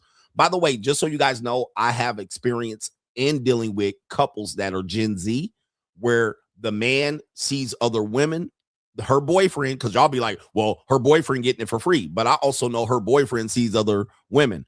Well, I see her in the relationship as sugar daddy, and the boyfriend, sees other women. So this is common. I've seen this several times with Gen Z, and I'm like, hey, it is what it is. I ain't got nothing to, but they keep saying he sees someone else. What they're going to say, what they need to say is he sees other men. All right. But that's neither here nor there. Let's continue here. And I'm smelling the same thing as I'm watching this video right here. I smell pussy. Here we go. And where most people go wrong is when they open up a relationship, they don't have enough time and energy to be able to give to multiple people. So if you don't have a full cup yourself, you are not going to be able to give to other people, and then you spread yourself too thinly. Speaking of spreading yourself, I'm actually concerned whether I should be showing this video on YouTube. She got her feet out, but her monkey is out too. All right. Did you eat that cat? And that is when you find that negative jealousy creeps in. Exactly. And talking about like full cups, I feel like people need to also know their love language and what cup needs to be filled up more. This is the result of therapy, y'all. I'm just letting you know, this is the result of therapy and mental health. I mean, this is the result, the slippery slope. This is out of control, bro. And I'm on the dark side, and I look at this. This is a headache. I'd rather just stay single. I'd rather just stay single, and let's just say I rent this girl out, and I know he exists. I just throw the condom on, get her for an hour or two or a weekend, send her back to him. I'd rather do that. I don't want a relationship where the woman comes in with this whole try to explain things and therapize things and full ass definitions. This is crazy, man. Look, y'all, hey, to each their own. I don't judge this, but I don't want no parts of this, and nor do I want my son to have any parts of this. But if that's what he chooses to do, I mean, this is insanity. This is insanity across the board. But this is typical Gen Z therapy generation, emotions, feelings, and they're able to very well articulate this, but then try to hide the fact that they don't get jealous emotionally. They're trying to really, I think what they're really trying to do is cope that they don't feel emotionally jealous. I think this is cope, and this is therapy. So when people say therapy, this is what therapy produces. Okay, so they're trying to do a good job emotionally. They're trying to do a job coping. They're trying to do a good job coping about how they feel about both of them dealing with other partners in their open relationship. Well, there's jealousy, but it's positive jealousy. We can use it to our advantage. That's definitely cope therapy session. Let's continue. More than others. Like we just explained, quality time is ours. Maybe for you it's touch or gift giving or any other thing, but it's important to have that open, honest communication to find out exactly what is, your pressure points. Because look, pressure points, 5 love languages. Look how they're looking at each other. Positive jealousy. You're hearing nothing but therapy. That's all therapy talk. That's all University of California at Berkeley talk. All copism. They just don't. What they're doing is their lust is leading them one way, and they're trying to have a traditional relationship the other way. Okay. Look, more power to y'all, man. Look, do what you want. But they're all really too young to really handle the realities of it. Somebody gonna crash out. Here's William. But is there anything? Yes, everyone has been asking about if I see other guys. I think we should save that for the next video. Okay, so now if she sees other guys, she getting her fucking cheeks clapped out here. I cook, I suck, I shut the fuck up. And just so you guys know, they are also adult entertainers, I believe. Let me go ahead and look it up just as a sense of trying to do some research here. I'm just going to assume. Yes, looking at their page. Let's look, not to promote them. Okay, let's take a look here. We're not going to promote them, but we're just going to take a look at their page, and they have a good following. So as you can see here, there's some kind of risque photos here. There's him kissing here. There's them doing some romantic shit here. There's her with her bubble out. There's them with 2 ling-lings right there. Okay, there's him with 2 ling-lings. And there's some romantic pictures and some adult play. Definitely there going on there. I wonder if part 2 video is out. Is part 2 video out? Nope. And yes, their link does lead you to an adult site. And the adult site is there. Yes, they do have an adult site. So again, I've been predicting this. I've been telling you that this is going to be presented as normal. This is going to be more and more common. All right. There's more and more common. You're going to see people pass. They got 50,000 followers on Instagram. All right. I'm going to see if there's a part 2 because they said there's a part 2. So let's see here. Okay. They've been together for almost 10 years. Shit, that's longer than I was married. That's as long as I was married. They've been together for 10 years. Let's see. There's no part 2 video, though. All right. Unfortunately, there's no part 2 video. I see part 1. But no part 2. All right. But definitely link in the bio. But good luck out here, gentlemen. And we have also a version of that in kind of the manosphere related, where they have a guy that went out to Thailand. He's been with her for less than a year, and he got her all over Instagram and OF. And that's his girlfriend. Okay, so it's not just the guy. Y'all could just say it's him, but there's a guy that's more passport bro related, and he's got a Thai girlfriend, and he's been with her less than a year. He's making money off of her OnlyFans, and y'all gonna call it pimping. So what is it? Anyway, y'all got some work to do out here, brothers. Y'all got some work to do out here. Okay, let's see here. We got. I guess I should do this part of the video, and then we'll go on ecclesiastically to the main event. We have Bumble CEO, Nigero.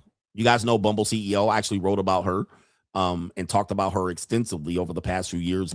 Her name is Whitney, and Whitney is the Bumble CEO. I think she's the new CEO. Might have been the old one, came back. You guys know her. Well, I won't go into her, but this is what Bumble's dating app CEO, Whitney. She's the founder of Bumble. She actually used money. She actually worked for Tinder. All right. If you guys don't know, she worked for Tinder. She had a sexual harassment lawsuit. She won. She used that money to help start Bumble, a rival dating app, a few years later, and she also was married or dating a billionaire. So that's how she started Bumble. She worked for Tinder. She had a sexual harassment lawsuit that she won.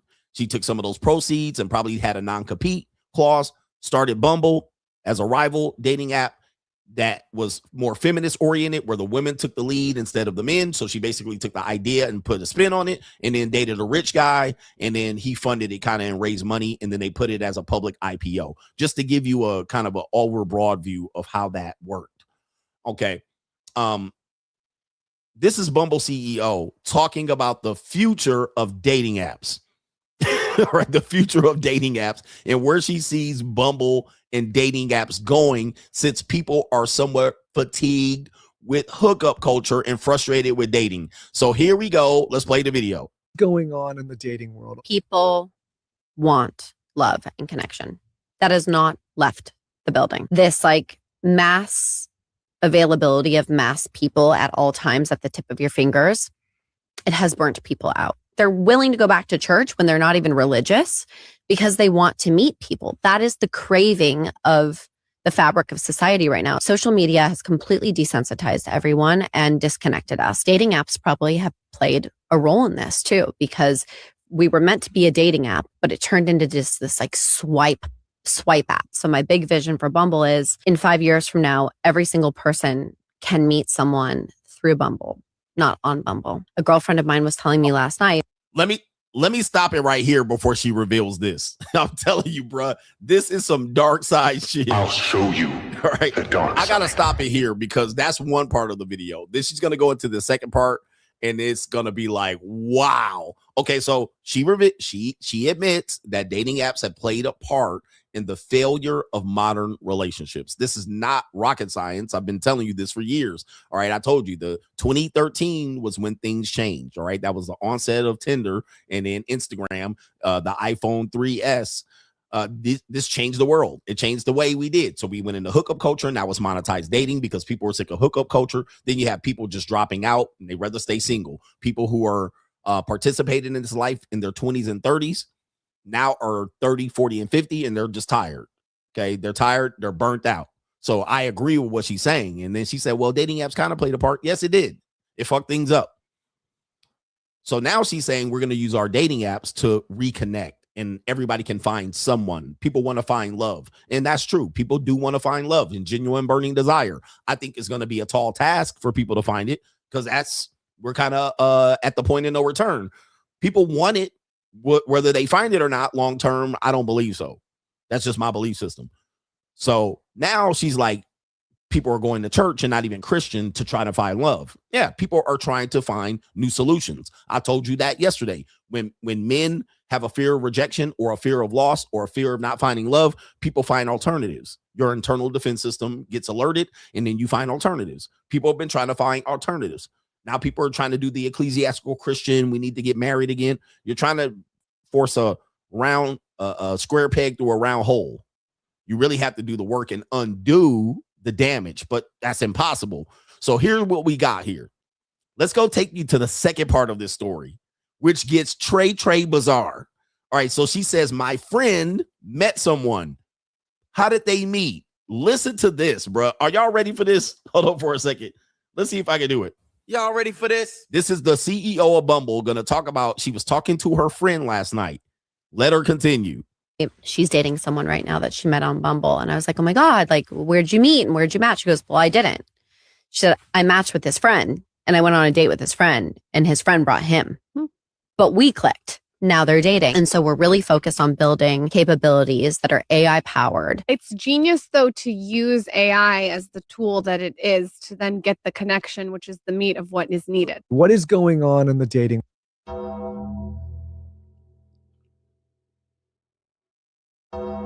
I wish I could rewind that. I wish I could rewind that. So that's a success story. That's a dating success story of modern dating. That this woman, her friend, matched with somebody on Bumble. That person brought somebody else to the party. They ran a train on the girl. Come on. Who brings somebody on a date? Now, women typically, young women will bring somebody on a date and say, hey, my friend wants to come with me. So you got a train ran on you. On one Tinder date, Bumble date, you connected with the other guy, and now you're in a relationship with him. That's a success story of modern relationships directly from the CEO of Bumble. New world order. Bro, man, and I'm the bad guy? What? Train. And somebody's going to say, how do you know they got a train ran on them? Again, I'm going to ask again, what man brings another man to a date? What man brings another man to the date other than if they are planning to get a train ran on them? And the girl's okay with it. Oh, you brought somebody to the date? Okay. Come on, bro. Whitney, you left that part out. Oh, my friend, the guy I swiped and matched with brought some guy to the date, and yeah, I connected with the other guy. So yeah, I didn't met on Bumble, but I met through Bumble. What in the world? All I'm gonna say, gentlemen, is if that's a success story, leave me out. Don't ask me for solutions. Don't try to do anything, brothers. Leave me out of this bullshit. Don't blame me for the degradation of society. You guys are a true menace. If that's what's left, oh, well, we can still meet people. I'm going to plan a train or orgy, and I'm going to connect with you. But I met the original person on Bumble. He invited me to an orgy. And now I'm dating him. I'm dating the other guy. He performed better in bed. He knew how to hit it right. The other guy really wasn't it, but we connected. We're just friends, though. Oh, my Lord. It's an evil world we live in, gentlemen. Let me see if there's any contributors to today's show. Oh, man. I'm trying to help y'all. I'm trying to help. Shout out to Snap Tech Fix says 200 for that gunt. Absolutely diabolical. Putin, you know what to do. Right there, $200 for some gunt. Well, sometimes it don't really matter what the woman look like. It's just access to that sweet, sweet nectar. All right, let's get access to that sweet, sweet nectar. And a lot of people don't realize it's mostly to participate in debaucherous activity. No lovemaking. It can be some lovemaking, but Shout out to our brother here. It is Jermaine's fault. He says, it's about time you brought back the can you look up sound clip. I sniggle in tears every single time you play it. Can you shut the fuck up? Yes, indeed. Shout out to you right there. Can you shut the fuck up? Yeah, that's a good sound effect. Shout out to Daniel Joseph says, I missed the Twitch stream. Does your channel have video on demand? I believe you can watch the Twitch stream still. It has a few hours to watch it. You do have maybe 24 hours or 48 hours to watch it over on Twitch. And then I download it, and then I'll be putting up clips, and people were like, I missed that part of the show. Where was it? It was on Twitch. Shout out to our brother, Sir Campbell says, love the content, coach. I listen to you every day. I appreciate you, and you are appreciated. Thank you for listening to me every day, and we're getting you through your work day. I lost a little bit of my audience and mojo going away for a month, but we'll get them all back. All right, we're at 1,500. I was averaging 2,200, but it's okay. We love it. They'll be back. They'll be back. They didn't got girlfriends. You know, I went away for a month. They didn't got girlfriends. They didn't fell off the wagon. They didn't got engaged and married. We got to wait till they get thunked over the head. And then I'll cover something that's going to be controversial, and the numbers will be back. The big boss man says, you said that the boyfriend is seeing other women while your JUCO is seeing you. He says, I'm thinking that why be in a relationship if I have options? It seems that these boys are dependent on women. So it's an interesting dynamic, guys. It's an interesting dynamic because, you know, when I explain, yes, I've seen several women that have been in couples, all right, and they call them partners. They almost always, you got to understand, when they're talking to me, I'm getting details. I'm getting intel. So the partnership is what's benefiting them. It's not that they're in love. They're kind of in what I would say they have a loyalty to each other. They have a connection to where it's romantic, but they also have sexual needs, because that's Gen Z. All generations are like that, but Gen Z are more open to it because they've been taught this, that they can manage it, right? Through therapy, through understanding what E&M is, emotional, ethical non-monogamy, and their affinity for the gay culture. Like, they're totally acceptance in this inclusion. Well, they learned that from that culture. The LGBT community and Gen Z are connected.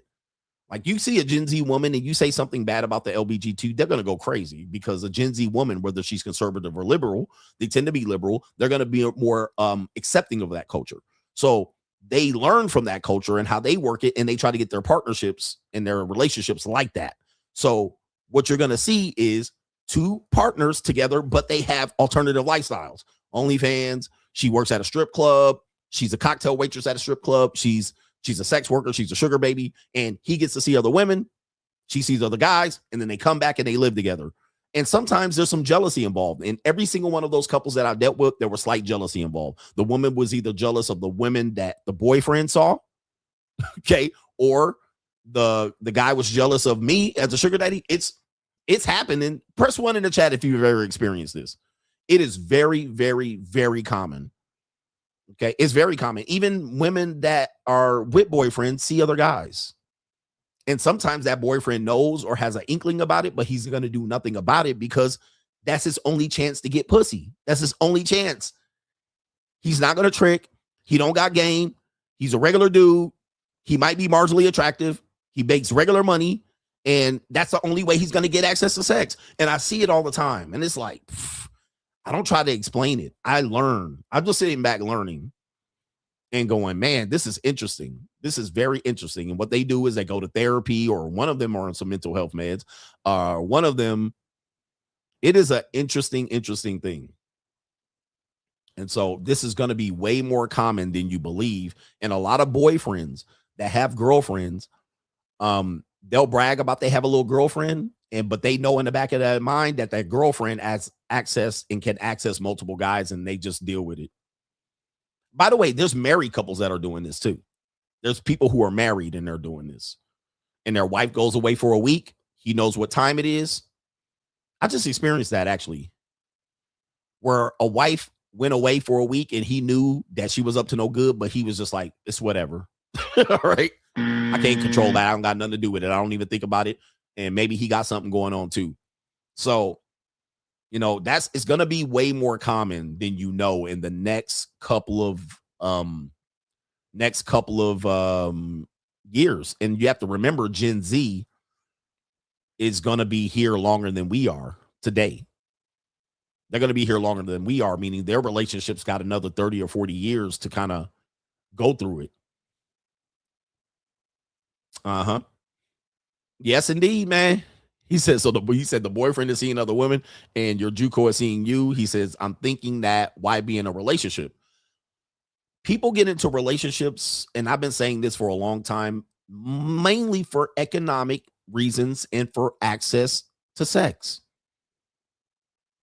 Because really, I'm telling you, when I'm showing what I'm doing with the free agent lifestyle, look how many people attacked it.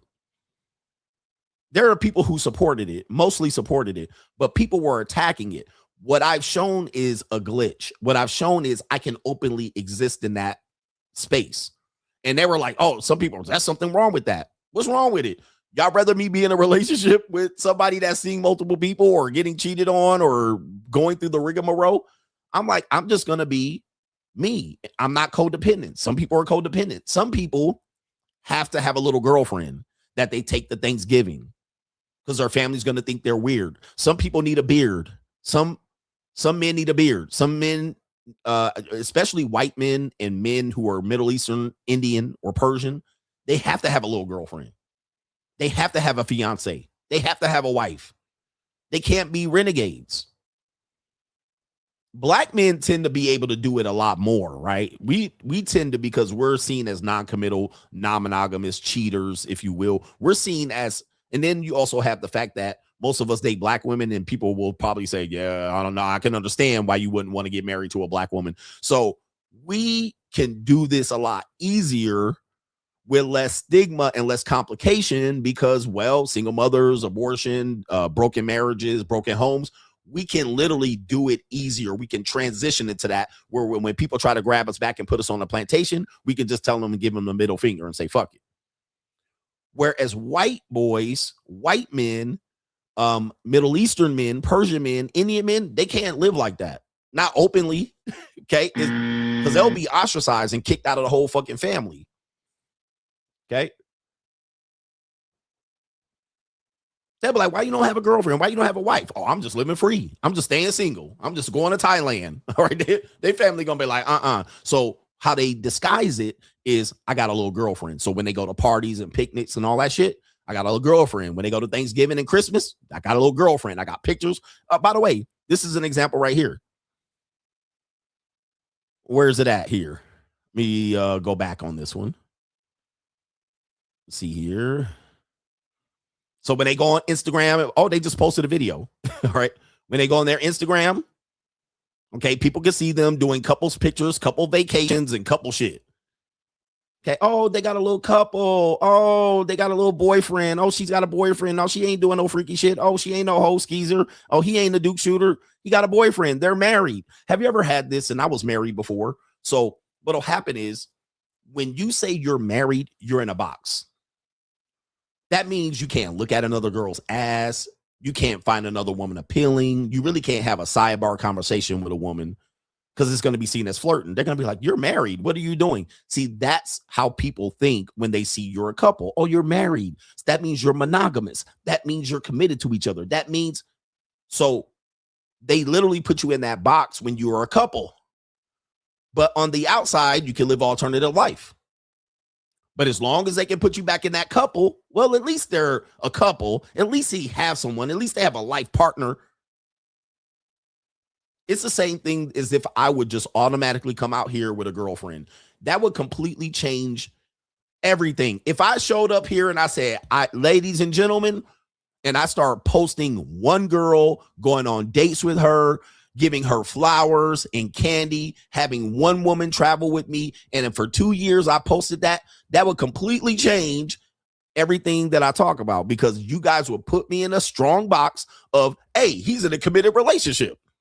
That happened to Donovan Sharp. He was talking all that shit for years, and then he got with one girlfriend and married her. It completely changed everything. It basically erased all of his history, and it made it difficult for him to continue to talk about the same thing. That's what happens when you put yourself in that box. People automatically have the what I call the silent contract, which basically is this is what a relationship is, and they automatically say this is what a faithful monogamous relationship looks like. He's promoting that, and then when they say, well, you know, they cheat on each other and they are open relationship, oh well, you know, it's none of my business.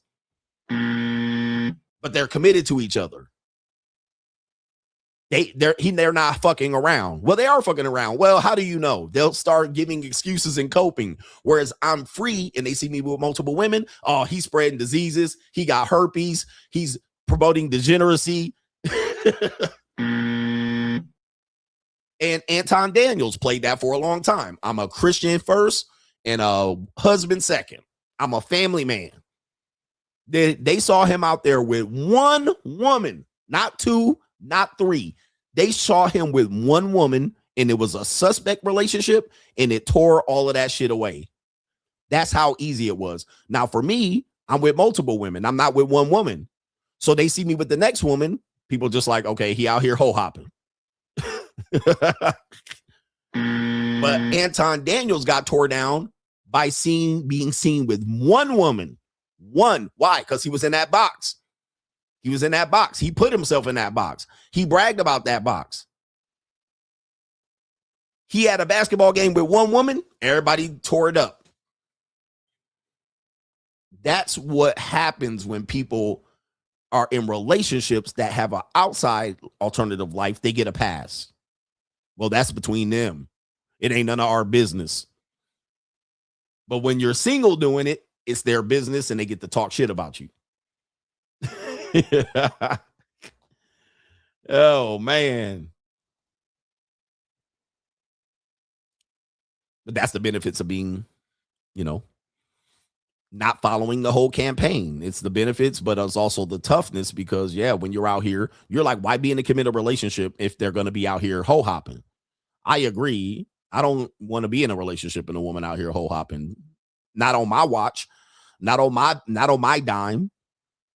Meaning I'm the support system. I'm the one here that I got to listen to her and rub her feet and what do they all call it? I got to reassure her and I got to be there for her. I got to be her rock, her shoulder to cry on and shit like that as she leaking nut from another guy. Not me. All right.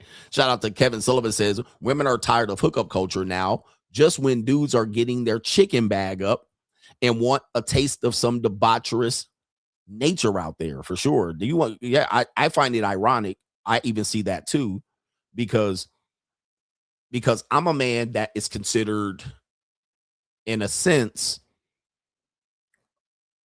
viable enough to maintain a relationship. Like I have enough money. I could maintain a relationship right now. What is their prescription for me?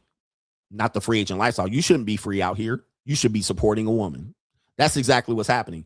Oh, you mean these ran-throughs? I'm supposed to pick up one of these ran-throughs, one of these goddamn single mothers. Now that I got my shit right. Now, when I was broke, homeless, when I was destitute, when I was not healthy, when I was out here living in an apartment, when I was living in a 400 square foot studio, nobody was telling me getting married. Nobody was telling me to go settle down. They was like, oh, forget this nigga. All right, look, I hope he die slow in the back of that car. But now that I'm settled, I'm a suitable candidate to take up one of these fucking ran-throughs. All right, you should be settling down now that you have the ability to support all of these fucking women. No, I shouldn't. I'm going to keep supporting these women, multiple.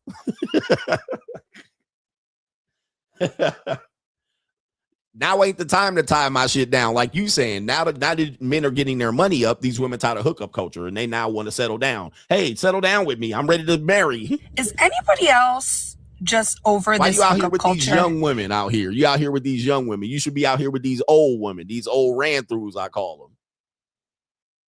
Not me, man. You ain't gonna give me I'm not taking a bad deal. I refuse to lose. I refuse to lose. All right. He out here traveling and shit. He should be taking one woman on all these trips. It's better to take one woman on all these trips and enjoy it. Bro, I have a bunch of reasons why I would not be taking one woman on all these trips. It just don't make sense at all. Okay. I don't want to even go through it because that's going to take the show completely left. But taking one woman on all these trips, it don't even make no damn sense. Not the way I travel, number one. The expense of it doesn't make sense. It's way cheaper to meet women where I'm going as opposed to take one soggy woman to all these trips and vacations for what? He said one black woman. Yeah, they want me to take one black woman to all these trips. I know good and damn well, and I was married before, taking women on trips is depressing. So she can turn me down for sex, so she can get all moody, so she can complain about how hot and sweaty it is, so she can complain about, something and go shopping knickknacks. She don't want to do shit that I want to do. I got to go take her out and entertain her and shit. I'm on the clock. It's a job for me to take a woman out on vacation. And then I say something wrong. I do something wrong. She moody. She cantankerous. She angry. I'm going to get 2 pieces of pussy the whole trip. I could have fucked 5 and 6 women on the whole trip. And I get 1 piece of pussy and got to babysit her the rest of the time. When we doing this? We need to go to breakfast. We need to go to lunch. Oh, I slept in. We missed breakfast. Can you order room service? Can we go here? Can we go there? Can we go pick up knickknacks? Can we go to the shopping market? Can we go over here and pick up a handbag? Can we go pick up a handbag at Coach?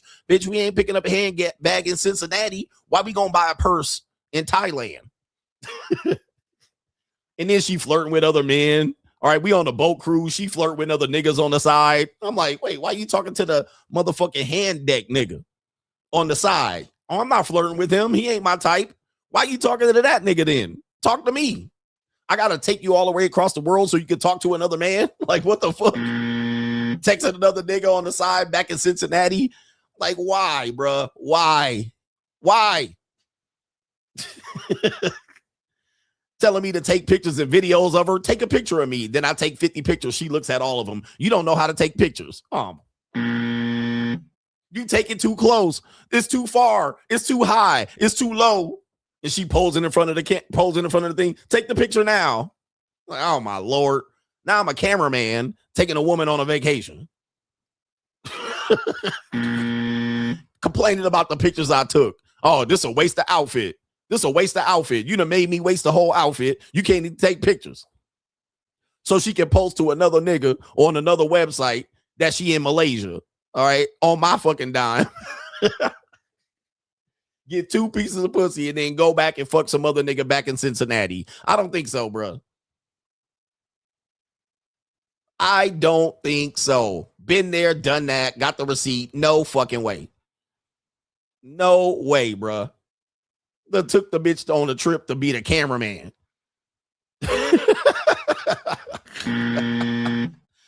All right. Nope.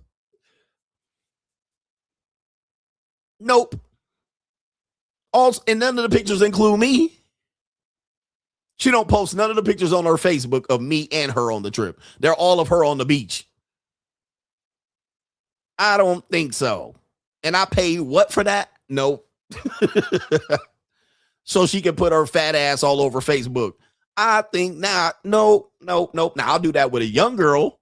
I'll take her pictures and then I'm going to be out there running them guts. Morning, afternoon, and evening, because she know what time it is. She don't give me them guts. She like, oh, shit. All right, I got to pay up. All right, hey, pay up. Then I got to go eat where she want to eat. I don't want to eat there. Let's eat here. I saw this restaurant. Let's eat. Oh, my Lord. Why did I bring you? Then I'm seeing all these working girls in the lobby when I get back.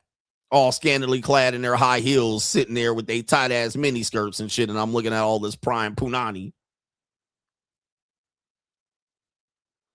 Look, I don't travel with women. Now, I'll travel with a girl. I'll travel with a woman. I don't travel with women. I don't get in a relationship with women and travel with them. Or you got all that money and all that ability to travel. You should travel with somebody you enjoy it with. I do. I go right there and I got hoes in different area codes. I'll just get a girl there. I'll just rent a girl there. Have fun for the week, 2 days, couple of days. Have fun with her. Get a second or third on the way out. Someone said a travel buddy. No. No. There's women where I'm going, gentlemen. There's women where I'm going. Why get a girl? Because I don't know if you know how I travel. When I go overseas, I travel business class. Why pay another business class ticket and have her all up in my hotel room, snoring, farting, complaining, bleeding, sweating, crying, laughing? Why pay business class seat number 2 to carry her ass 9,000 miles when 9,000 miles away there's 500,000 women that I can pick from to come and go? Yep, she got diarrhea, bubble guts, cramps, 2 hours in the bathroom to prepare to go out to dinner. To me, it don't make no sense. It don't even make dollars, nigga. Then when I ask her, because I'm a content creator, hey, be in my video, take a video of me. She don't even take a good video and shit. I ain't here to be your cameraman. I'm like, you literally know I'm a content creator. Bitch, get in the video. Take a good video of me. Then when I be like, hey, I got to do my vlog. I got to take some pictures for me. I got to do a video. She get annoyed. She walk away from me and stand as far away from me because she's embarrassed that I'm doing my vlog. Hey, guys, here I am in Thailand. She's sitting off on the side like, I don't know this guy. This is embarrassing. Do you have to vlog right now? Yeah, bitch, I'm on the goddamn ferry. I got to take some pictures and videos. Oh, this is embarrassing. You always vlogging. Can't you not work at once? I paid all this money to come over here and vlog. She try to sit far away from me when I pull out my goddamn camera. This is some wild shit, man. Why would I take a woman from Cincinnati? Oh, and I don't live in Cincinnati, but fuck Cincinnati. Why would I take her over there to fuck my whole trip up? Fuck my whole trip up. When I could go over to the Philippines and gather sea Mexicans up like I was gathering up rice. Have fun, get laid, bust nuts, send them home packing, give them some pesos, and go do my trip, go do my excursions. Sometimes bring them to the excursion, let them spend the night. Then they back over there waiting for me when I get back. They messaging me, when you coming back? All right, I'm coming back next couple months. I'll be back. Don't make no sense to bring no woman, especially a woman I'm in a relationship with. It don't make no dollars. It don't make no sense. Nigga, it is the dumbest thing I would do, bro. No fucking way. It don't make no sense to have a travel buddy, a girlfriend, wife to take over. No, it don't make no sense. It just doesn't even make sense. Why? It's just more. It actually puts me on the clock. And now I got a job. I signed up for a job that I paid for. No. No way, man. Shout out to our brother Kenny Cherry. Says, made it back from the U.S. from the Middle East bombings. Good to see you and the gang live. Bird seed in hand. He says, who is more of a dim day, the African community or the rainbow community? Respect, coach. Glad you made it back, man, from the Middle East. Shout out to you. Shout out to you. Yeah, carrying her luggage, putting her luggage on a little trolley, and then she just out here. All right, are you a real man? You would handle my luggage. Then she carrying her luggage in her purse, falling, tripping. I got to handle the check-in. I got to handle holding the passports. I got to scan her shit in. I got to put all the shit on the trolley. I got to pull all the shit through security. I got to pick her bag up.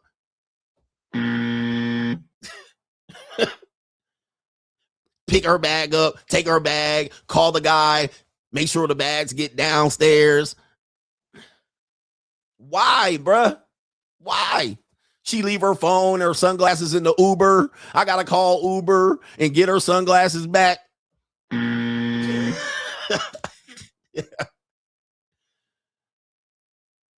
What? You tell me. Somebody said, don't forget the arguing, because you know they going to argue, dude. I see couples arguing all the time on vacation, because vacation, going through airports and going through cabs and taxis and Ubers and hotels, it's traumatizing. It's a thing. It's not easy to do. It's not easy to do. Then you got multiple bags. Then she needs an extra suitcase. Now you got 5 bags. Check in. She got 3 bags and getting checked in. They tell her to condense it to 2 and she can't. Then she tell me to hold a bag. Shout out to my brother Kenny Cherry, man. Welcome back from the Middle East, man. I'm glad you survived. Who is more of a dim day? All right, the African community for sure. The African community for sure. They always going to be dim day. Yep, she hungry. I'm hungry now. And I was like, well, I told you to go down and get breakfast at the buffet. It was included in the room. Well, I wanted to sleep in, but I'm hungry now. Well, breakfast ended at 10:30. It's 11. Well, we need to get something to eat. So, I certainly never see any benefit of traveling with a girlfriend, wife, or spouse. I will take some calico with me for sure. I'll take calico with me. Like I take a girl to Turks and Caicos because why? Turks and Caicos is not a haven for JUCO activity. So it's kind of hard to figure it out. So I'm like, it's just better for me to take somebody. All right. And then, or I'll travel solo and just enjoy myself solo. But I've taken girls to places, but it was on the auspice of, you know what time it is, all right? You know what you need to do when we get there, and don't piss me off because I'll send your ass back. Okay? I'll send you back, in which I did. All right. And she was a cool girl. She did her job, but she overstepped her boundary. And I was like, well, I'm changing your plane ticket. You're going back home early. So that does happen. That doesn't mean the vacation was a waste, but that does mean, well, you didn't do your job. You got caught slipping, and now I got to send you back. All right. But now when you're with your girlfriend or wife and shit like that, you can't do that because then, or you can't leave them or abandon them there because now they're the victim. How dare you send your girlfriend back early? How dare you send your wife back early? Well, she wasn't fucking me and sucking my dick in the hotel room, and she was just annoying me. So I sent her back early. Right. I could do that if I take a girl on a trip and I'm like, well, shit, you ain't doing what I need you to do. I change your flight. Pack your bag.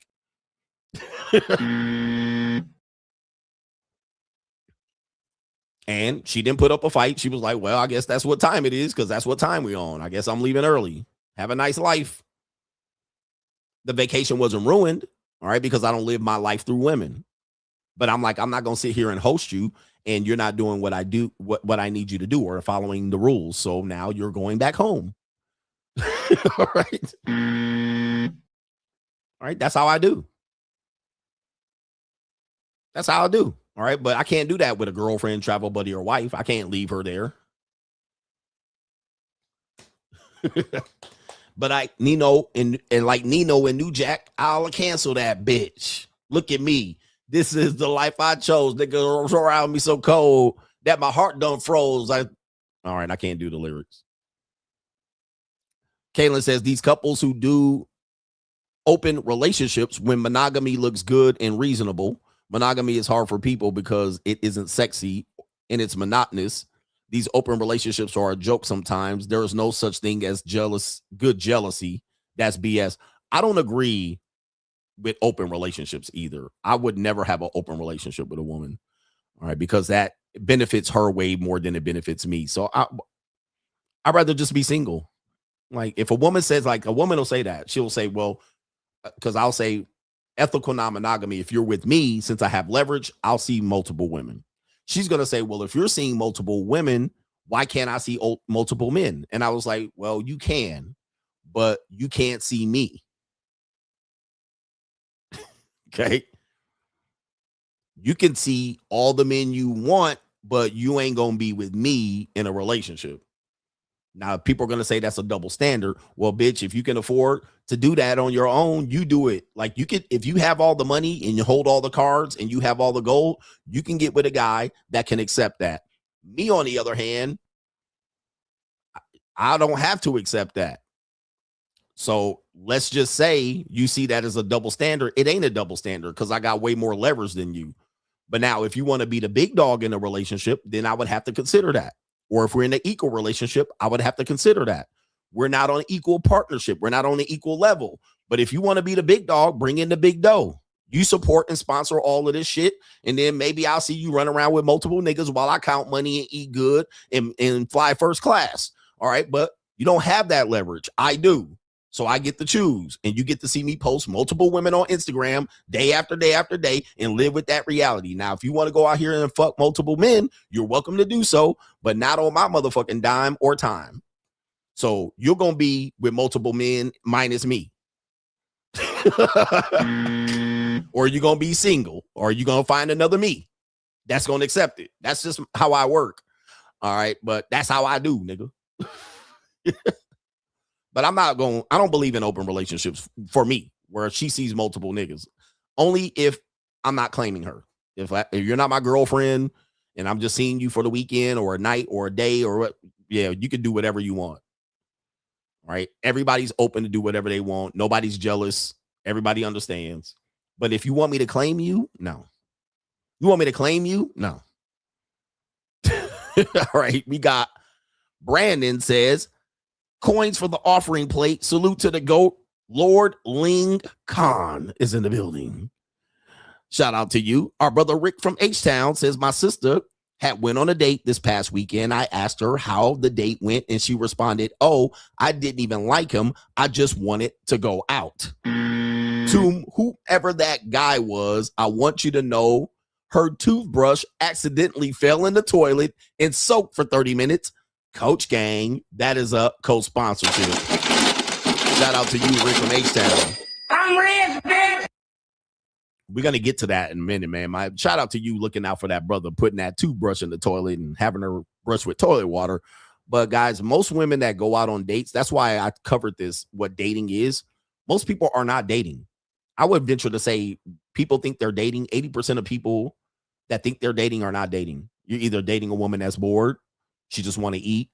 The man are manipulating her. She's manipulating the guy. Nobody's intentionally. She's an escort. He's a trick, or he's a player. He got a girlfriend. She got a boyfriend. She's married. Most people are not dating. No one's dating intentionally. And certainly no one's courting. People are dating in secrecy. Nobody's really dating out here. Everybody's just fucking around, doing everything but intentionally finding a person. She's dating multiple guys. She's dating 13 guys this month. You barely dating her. She texting another nigga during your date, telling him, oh, I'll get back to you later. I'm going to be home around 9:30. Then she hurrying you up. She knows she can't go to your house and get fucked because she got to do a FaceTime at 9:30 with the next nigga she meeting in the next week. Like, people are not dating. It's a joke. Nobody's out here just intentionally dating one person. Everybody here doing a whole bunch of bullshit. All right, whole bunch of bullshit, but you supposed to be out here making it work. Shout out to our brother Cancer. Email says, you can't make this up. My daughter's mother attacked me. Thank God for the Ring cameras and cell phones. They carted her off to jail and have an emergency order of protection. She can't go within 1,000 feet of my house. I just got my keys to my second house in full custody of my daughter. Shout out to you. Thank God for Ring cams, and always record these women, man, and protect yourself at all times.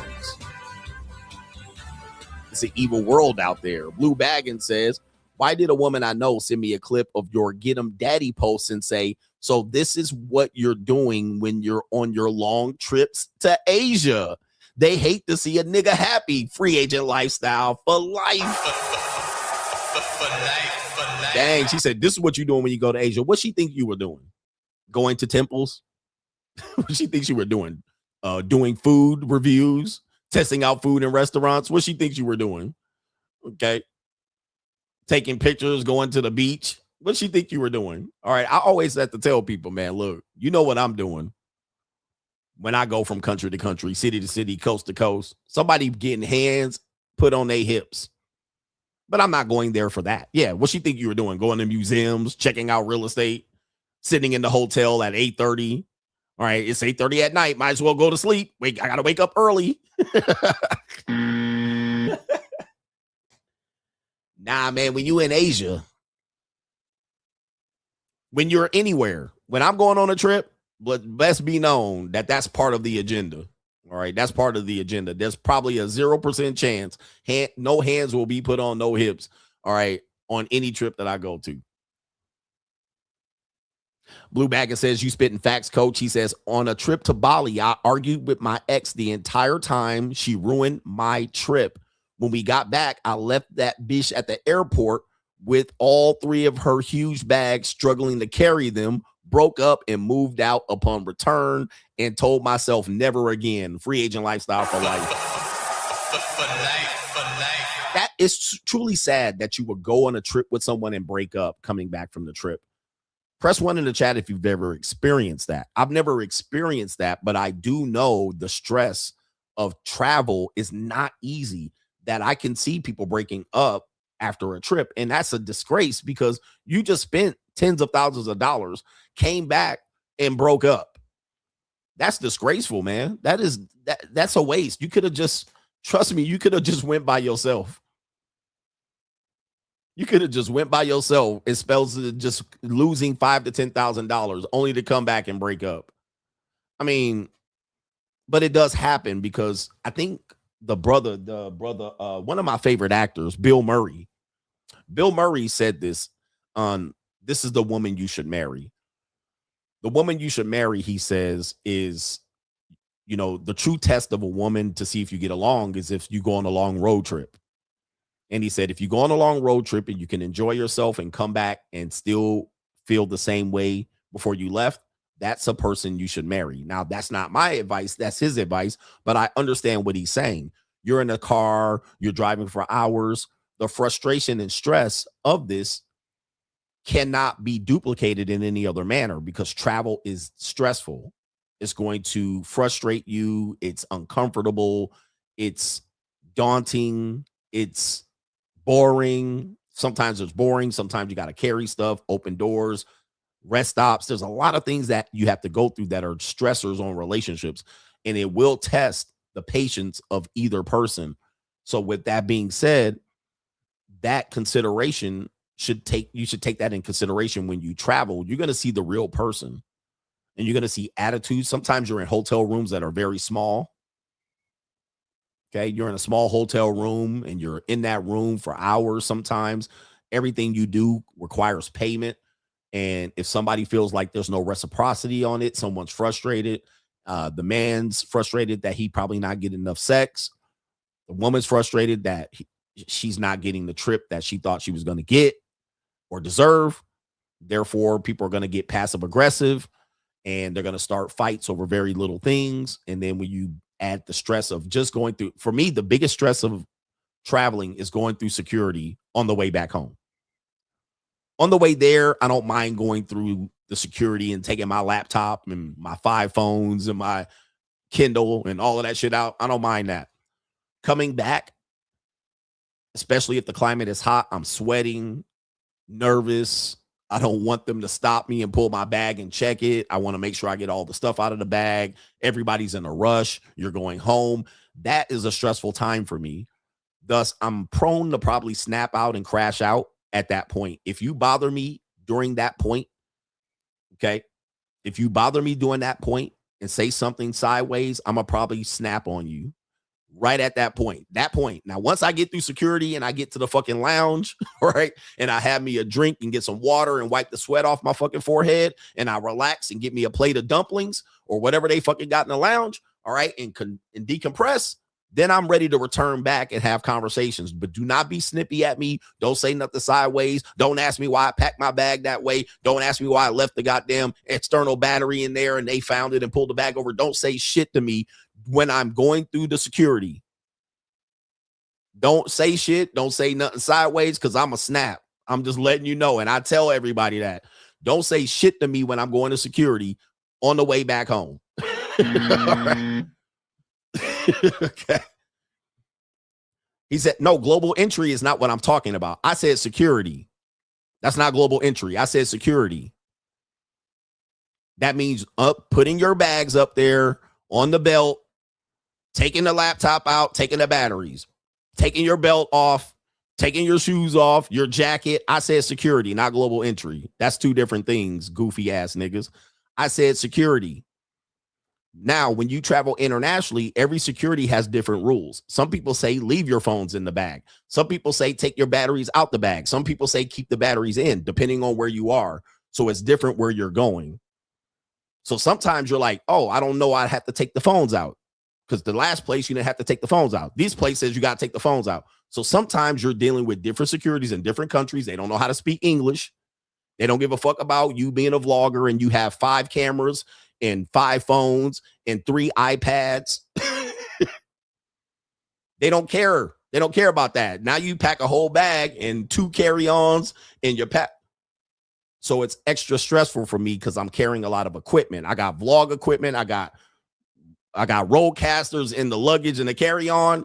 People start asking me questions in customs. It is annoying and I'm very stressed out.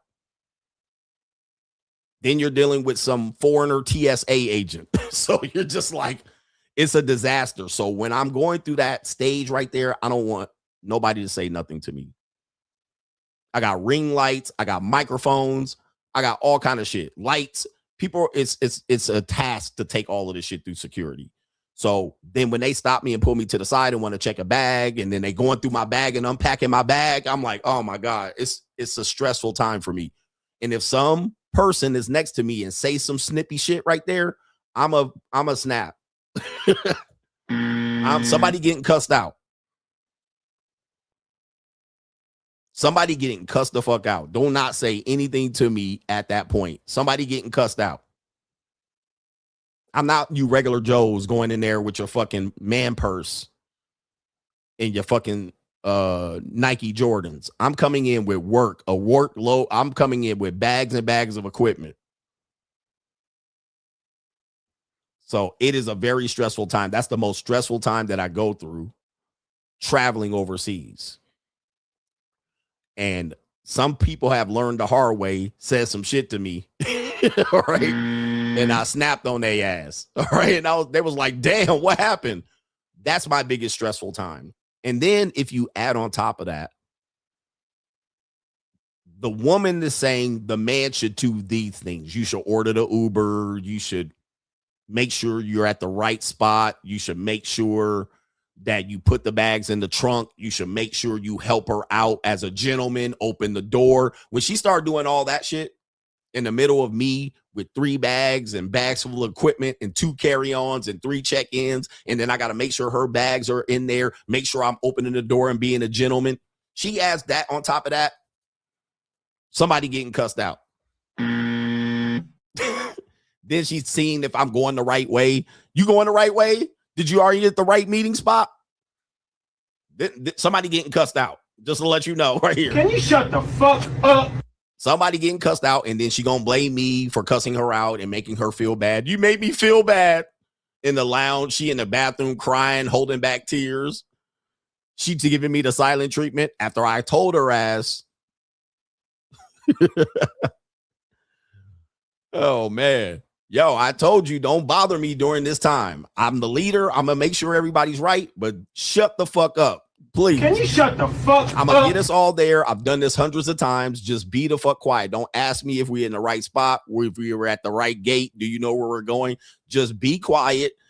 Just be quiet. Follow me. We're not going to miss a flight. I've never missed a flight. I've taken hundreds of flights. I've never missed a flight. I've never shown up to the wrong gate. Trust me, I got this shit. It might not be how you want it. Just sit back and shut the fuck up, or you're going to be doing it on your own. And you're going to be crying it while you're doing it. Can you shut the fuck up? You're going to be crying it while you're doing it. And don't ask me why I'm paying this guy to carry our luggage all the way to the gate. All right. Because I'm paying it. Well, you wasting money. Just be back there and shut the fuck up. Can you shut the fuck up? I'm not about to carry 5 and 10 bags to the gate and press 1 in the chat if you understand what I'm saying. All right. It's not that hard what I'm talking about. Don't try to make it seem like it's easier. Everybody knows what I'm talking about. It's not that hard.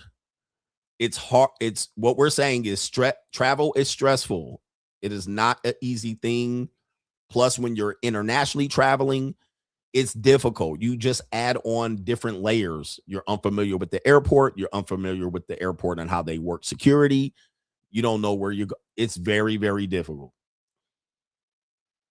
then if she's putting on top of that gender roles and you need to be a man and you need to lead and you need to open the door and you need to consider me and you need to not walk so fast and all right, leaving her ass behind, man, catch the fuck up. I had a woman, she was like, you walk too fast.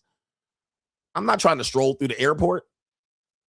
I'm trying to get to the lounge or the gate, get through security and get my bags and make sure I didn't lose nothing, leave the passport or my goddamn boarding pass somewhere. Trying to make sure I get on the tram, make sure I get to the gate. Here's another thing that happens. We here too early. You rushed us out of the hotel. We're here too early. Now we're sitting in the lounge for an hour and a half. We're always going to be early. You were rushing me. We had to leave. And now I'm in the lounge and we're just sitting here an hour and a half, hour and 45 minutes before we take off. You see how somebody going to get snapped on? So you want to be out here like OJ running through the gate, making sure we get all the bags in last minute, making sure our bags get to the goddamn bags going to the flight. You want to be here rushing it, sweating it out.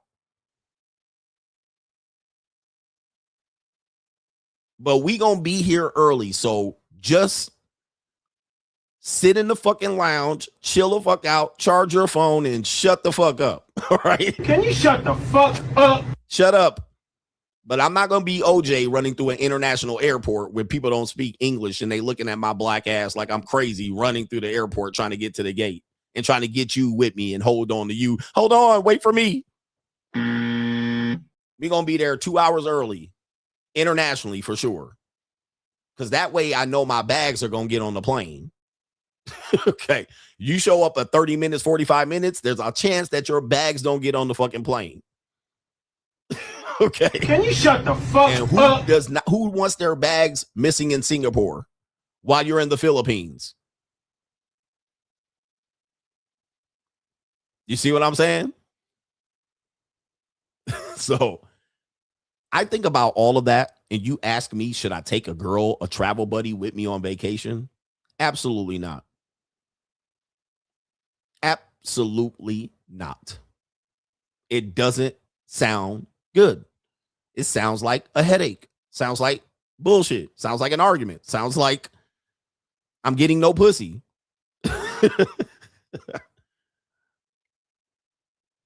Anyway. A couple more. Cancer email says the irony is she might be or get a felony after my attack. She might not be working in the airline industry any longer. All right, boy, you going after her. Good on you for protecting yourself. And DG Seymour says respect to the coach and the coach gang. I'll catch the replay. Coach, a week ago, I played a replay where you were joking about HBCUs, and one of my buddies who is a CFO and a Morehouse grad was listening. He bursted out laughing, asking why CGA is ragging on HBCUs. Shout out to him and you. But, you know, I tell jokes that are true. And I don't really mean anything. It's not personal when I talk shit about something. It's just me telling the truth or describing something. Okay. I'm just describing something, right? So I'm not ragging on HBCUs. By the way, I worked at an HBCU. So I do have understanding of what an HBCU is.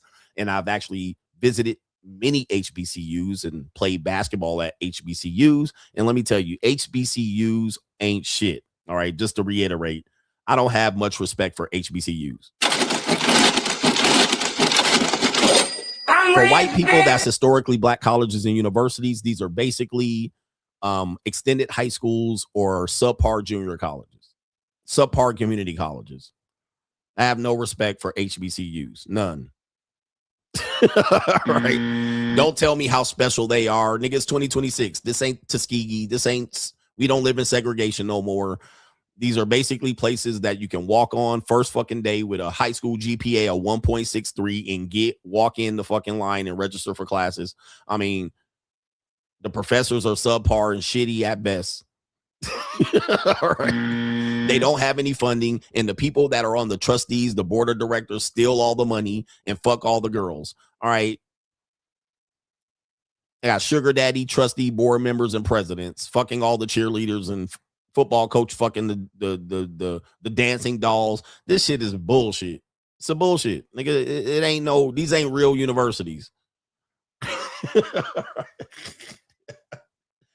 right, these are not real universities. You're not getting a real university experience. They got a dropout rate of 60% for freshmen and a graduation rate of 20% or 13 at best. These ain't no fucking real colleges. These ain't no fucking real colleges, bro. All right, they fuck girls getting smashed and dunked on in the yard by the Qs and the alphas and all these niggas, and all of these niggas dancing and twirling with candy sticks and stomping and hoo-hotting and roofing and shit like this, nigga. What? And bitches is meow and ski. All right, what the hell am I at? Where the hell am I at, bro? This shit is garbage. Niggas getting branded like it's somewhere in 1936. What are we doing, nigga? What the fuck are we doing? This shit is not it. Anyway, shout out to HBCUs, but I worked at Southern University for a year. Shout out to the Jags and Jag Nation. Yeah, I prefer not. The buildings are fucking old and dilapidated and shit. Rats running around and cockroaches and mice running around the goddamn classroom and shit. Like, nah. Nope. Dorm rooms 50 years old.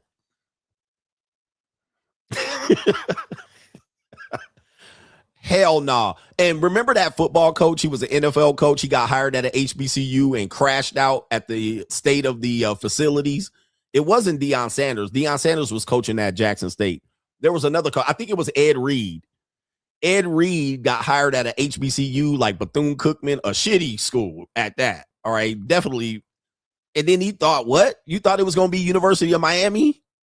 You thought it was going to be Coral Gables? He went to Bethune-Cookman and was like, look at the state of this bullshit. And he crashed out. That's exactly how I felt about HBCUs. I was like, nigga, what was you thinking? You coaching at an NAIA school. He coaching at an NAIA. And he worried about the football field the lawn ain't mowed. Yeah. The lawn is not going to be mowed, nigga. You're going to be paying with potholes and divots. Your players will be going out with busted, ruptured Achilles and ruptured spleens and all kind of shit. Twisted ankles. All right. And goddamn ruptured kneecaps. All right. What was you thinking? It's a HBCU, bruh. They got an 80-year-old nigga that's the head of maintenance. And he been there for 89 years. All right. Yeah, bruh. When the head of maintenance look like that tenderism nigga, you know you fucked up. All right, because they can't fire him. He just been around as long as the school been up. And he ain't jumping on the lawnmower. Hell you talking about? He ain't about to mow the lawn on the off season. He like, bro, y'all got a game tomorrow? Shit, we ain't mowing the lawn.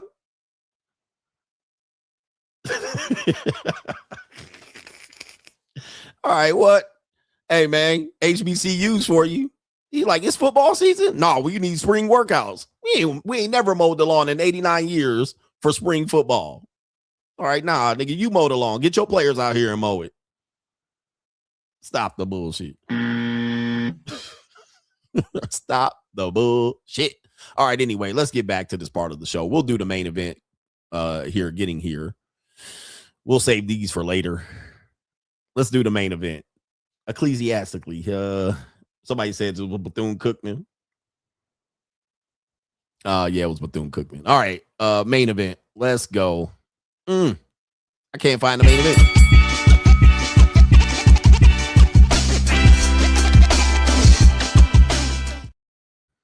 All right, the main event. Let's go. Lock in. We got why 5 ways that men live their lives through women. This is something that I saw a woman do a video on, and I said, you know, she's absolutely right about how men live their lives through women. They basically don't have an identity much outside of how they relate to women.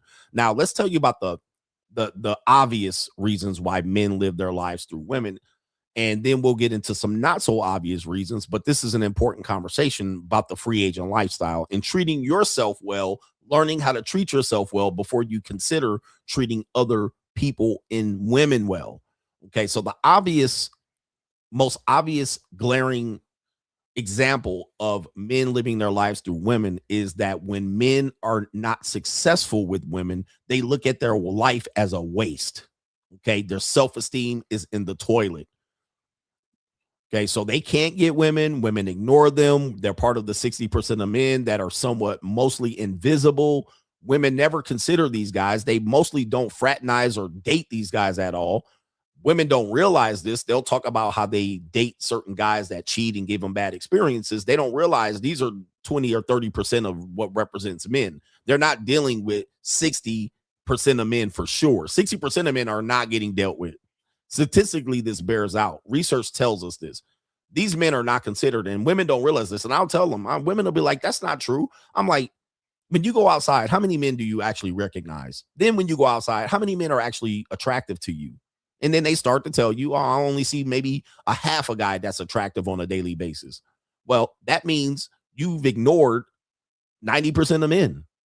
Like you are absolutely ignored. Like did you see the guy when you pulled into Target that was pushing 25 carts? Did you see him? No, you completely missed him. You didn't see them, but that was a man. Now it might have been a man that was suitable for you, but that was a man that completely you just discarded. Okay. Then you saw a guy, he was a little bit too short, completely discarded him. He was nothing to you. You could get nothing from him. He was uninteresting to you. And that he was older, younger, too young, too old, not even a possibility. What about if he was married? Not a possibility. Completely discarded. He had a recessed chin. He wasn't handsome. He was fat. Completely discarded. Now, every now and then they'll deal with a guy like that, and that will be the anecdotal evidence. Oh, I had a fat boyfriend. I had a short boyfriend. I had an old boyfriend. I had a younger boyfriend. Yeah, those are rare exceptions. You probably dealt with the same 20 or 30% of men. The statistics bear this out. This is not to be disputed. But what we're overwhelmingly saying is that most men who cannot get access to women have lower self-esteem, lack of confidence, and it's not because they're a loser in society. It's not because they're ugly. It's because they don't have access to women. So in their world, they have a bad life because they can't get a wife, because they can't get girlfriends, because they can't get laid. They oftentimes look at their life, despite the fact that they might be able to play a flute or a violin in an orchestra. They might be on the bench of a NAIA basketball team, but because they can't get access to the women they want or get access or recognized from women in general, they have a lower self-esteem. Okay. So that's one way, obvious way that men live their lives through women. Now, then the other part of it, on the other side, men who are somewhat successful with women, they actually feel more confident. They have a belief that women do things for them because they're special, which is somewhat true, right? I get hoes. I get women. Women like me. Women pay for me. This is an example of how men live their lives through women when they're successful with women, because they feel like they're better, despite the fact that they might be a loser in society across the board. They may be broke. They may live on a twin mattress. They may live with their mama. They may not have 2 dimes to rub together. They may not have a place to live, but because they're successful with women, gives them the general belief that their life is better and they are better people. Okay. Okay. So they're a loser to the world, but a winner because they win with women. Same thing as the guy that can't win with women. He's a winner in the world, but because he can't get access to women, he feels bad. That's the example number one of how men live their lives through women. Okay. So think about that. Think about that. They both are related to each other. They both are related to each other, but both see that their value is summed up by their performance with women. And I'll also add to that, men who are married. So let's say you're single. I'm single and I date multiple women. Sometimes I'm successful, sometimes I'm not. Another guy will say, well, you're living life wrong. Your whole life is wrong, not your career, not your wealth. Your whole life is wrong because you have to go through multiple women. None of them have married you. But he'll say, I'm married over here and I'm a husband and I represent family. We don't know anything about your wealth. We don't know anything about your economics. We don't know anything about your status or your success or your career path. You just simply said your life is better because you have a wife. That's example number one. Again, how men live their lives through women. Your life is fucked up because you're single or divorced. She left you. Your life is in shambles. You're unhappy. But I'm happy because I got a wife. And that's the only qualifier. That's the only qualifier. Nothing else matters but the fact that some woman said yes to your marriage proposal. Are you following me here? Let's go to the next example. When it comes to how men treat themselves, it can be said that men do not treat themselves well until there's a woman involved in their lives. Now, we could see this, but a man will say, I can eat cheap tacos and Taco Bell when they're single. When they're in a relationship or married, they then have to do a little bit more than cheap tacos and Taco Bell. They can't do top ramen, Taco Bell, and eat leftover spaghetti. Then they'll be more likely or inclined to do a little bit better to provide minerals, preservatives, ions and niacins.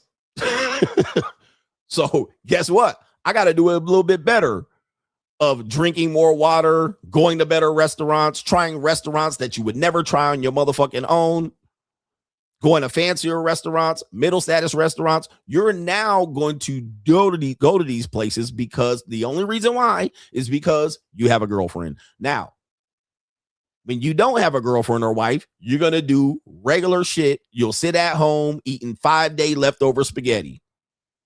You don't go outside. Men won't go to bars and nightclubs. They won't go to places like this because they're like, well, I'm single and I don't want a relationship. So why go out and enjoy life? I can save more money sitting at home doing nothing. But then when a girlfriend shows up or they have an interest in women, guess what they start doing? They start going to nicer places. They start going to bars and nightclubs. They start hanging out later at night. They start doing things that are perceived as, hey, I'm going to enjoy life. So you don't enjoy life when women aren't the priority, but then you start to want to enjoy life when you want to put women on the goddamn chopping block. Okay. Then when you see a guy enjoying his life that's going to do this, why are you going to these expensive steak restaurants? People are confused. That's why you go by yourself. Why are you going by yourself? You can cook steak at home. Okay. That steak ain't worth it. But then when you go on a date, for some reason, you might go to a steak restaurant that you never would have went to by yourself. And we can see this when it comes to what women do. When they do things, they go out and have fun. They go out and have fun.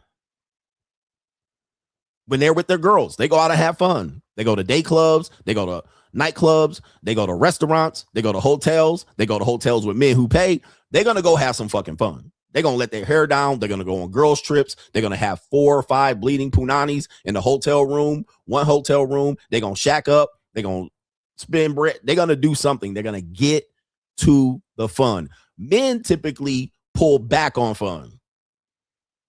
They pull back on hobbies. They pull back on, they'll even say, why buy a nice car? These women don't appreciate nice cars. It ain't going to get you no hoes.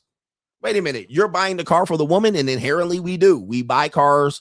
We buy things, nice clothes. Niggas don't dress nice until a woman's involved. When they don't have a woman involved, they dress like bums. And they'll vouch for it. Yeah, why dress up? These women don't notice it anyway. These are examples of how men live their lives through women. They don't treat themselves well. Why get a manicure and pedicure? Why dudes will be out here with a fucked up haircut?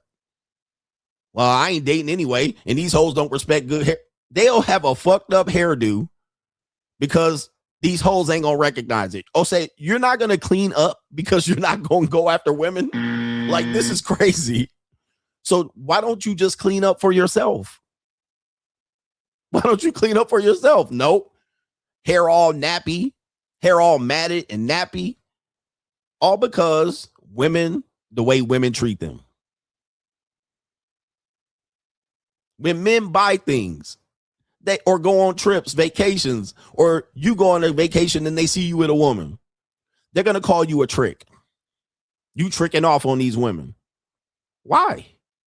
Look at you at that football game, in that boxing match, and on that boat, and you in that nice car. You tricking. Let me get this straight. Because I'm on a boat, because I'm at a boxing match, because I'm at a football game, because I am enjoying life, you think I'm doing that for the woman. You think I only did that for the woman. Why couldn't I have done that for myself and invited her? Because men live their lives through women. They only assume that you're doing good things to impress the woman, not to enjoy it yourself. And that's another way that men live their lives through women. They assume that just because you're enjoying it, that you're doing it for the woman.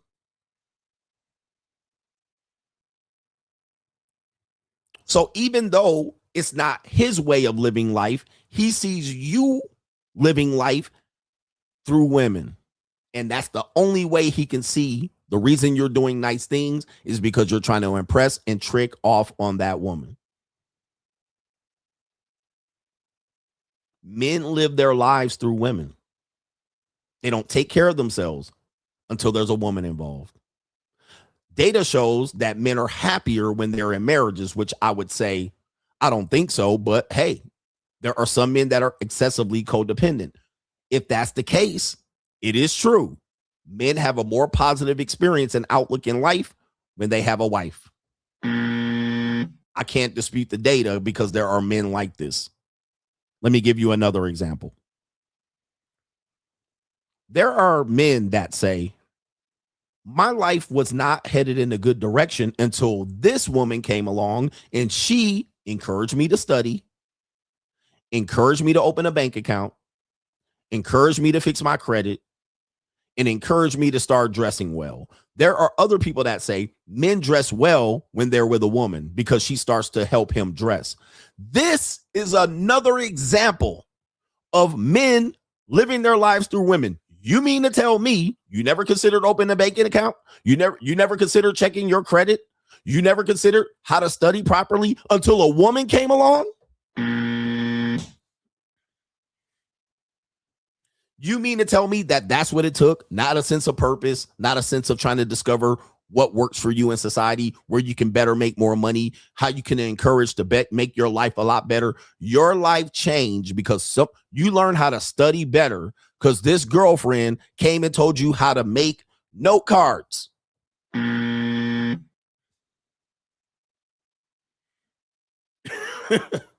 This woman said, you know what? You don't have a checking account? Perhaps I should teach you and take you to open a checking account. You mean it took a girl to make you aware that you don't have online bill pay? Yes, there are men like this. And there are men that will brag about this and talk about it and talk about how wonderful this woman was because she came along and taught him how to do the bare minimum. Yep, my girl did my taxes for me. What? I mean, I get it, but damn, is that what it took? She had to sit me down and gather all my receipts and gather all my W-9s. Like, oh man, it's bad. Otherwise, the men's life is in shambles. They might not know how to do one thing, but then their life is in shambles across the board. This is yet another example how men live their lives through women. Let's talk about this. Men will choose the school they go to, the job, career track that they select based on women. Now, we've all done this as men, some more than others. Men have thought about being a gynecologist, a massage therapist, a personal trainer. They had the whole I'm going to go to this university because they got better hoes. They got better girls here at Michigan State versus Michigan. So I'm going to go to that school. I'm going to go to Florida State. I'm going to go to Miami. I'm going to go to USC. I'm going to get this career and make more money so I can get women. I'm going to major in business administration. I'm going to be a crypto bro, podiatrist, foot doctor. I'm going to go take yoga because there's women in there. I'm going to go take Pilates because there's women in there. I'm going to be a DJ. I'm going to be a DJ at a strip club. Men have programmed their entire careers in life and education based on women. Rapper, I'm going to be able to get women and hoes. Unfortunately, men spend the better part of their lives doing this only to wake up. Now, some of you guys are lucky enough to be able to become these jobs, and we call them red pill jobs. Like you become a DJ at a strip club. Shout out to the Better Bachelor. You become a personal trainer, and then you realize there's some perks, but it ain't all what it's cracked up to be. Or you'll have somebody jump up here and say, I'm a personal trainer. I sleep with all these husbands' wives, right? And then they'll confirm to you, man, maybe I'll do that. Maybe I'll have a better chance at pussy if I become a personal trainer.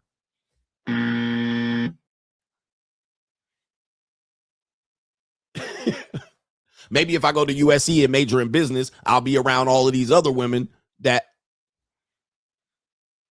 the incentive and the perks are always women through jobs.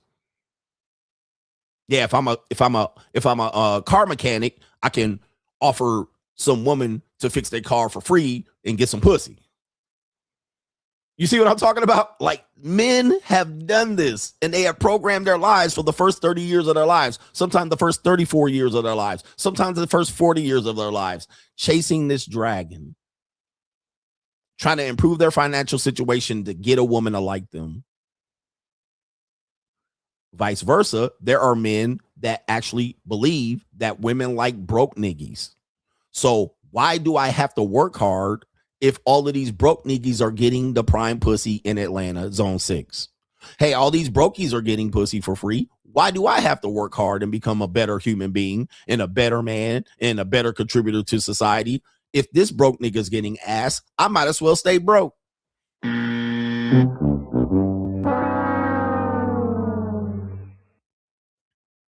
Tell me I'm lying. Tell me you don't hear this on the internet.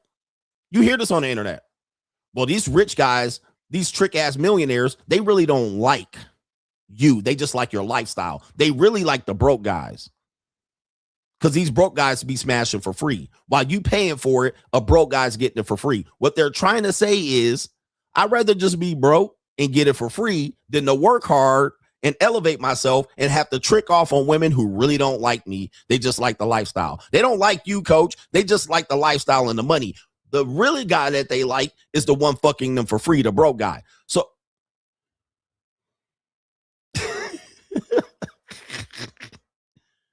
that's another example of men who live their lives through women. Your whole life and your whole viewpoint of life is how women like you. And then you can do the lowest effort you possibly can because the lowest effort niggas win.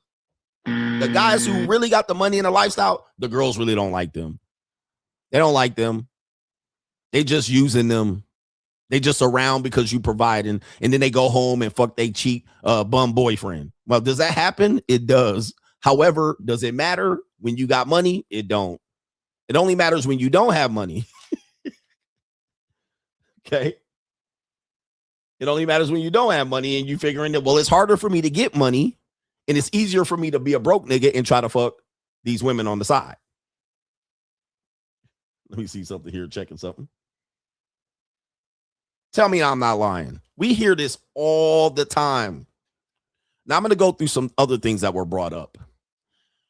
It says right here, self-esteem is tied to romantic validation. Many men unconsciously anchor their self-worth to how women perceive and treat them. A woman's attention, affection, or rejection can dramatically shift a man's confidence. This is partly cultural. Men are often taught that getting the girl is a measure of success. So when a woman pulls away or loses interest, a man may internalize it as a personal failure rather than simply being incompatible. So this happens in divorce. What happens in divorce?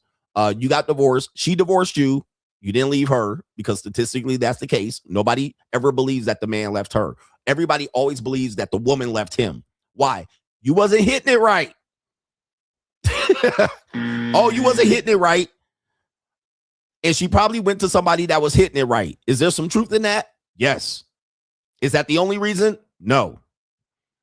Is it going to work out for the man that's hitting it right? No. Is it going to be a better situation if that woman leaves you? Yes, your life is going to get better. You didn't lose. Your life is going to get better. Look at my life. It got dramatically better. But most men see it as a loss. I did something wrong. Or they'll take the blame. The next one is men take care of themselves better while in relationships. Research consistently shows that men in relationships eat better, sleep more, drink less, and visit doctors more regularly. That's a sad testimony on men if that's the truth. And most people will say that that's the truth. Now, there's ulterior motives there, but that just shows you, it goes to show you that men live their lives through women. They don't even take care of themselves. They don't even go to the fucking doctor. It says many men simply don't prioritize their own health and hygiene until a woman is in the picture. This raises an important question. Why are men conditioned to neglect themselves when no one is watching and only perform self-care as a social or romantic act?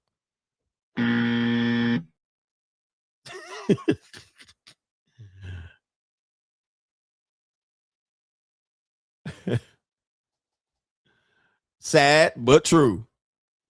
Sad, but true. Next one, social life and ambition activated by women. Men often become more socially active, goal-oriented, and presentable when pursuing or impressing a woman. They'll join gyms. Yeah, men are joining gyms specifically for women. That's one of the first things on your mind. On what kind of holes are there?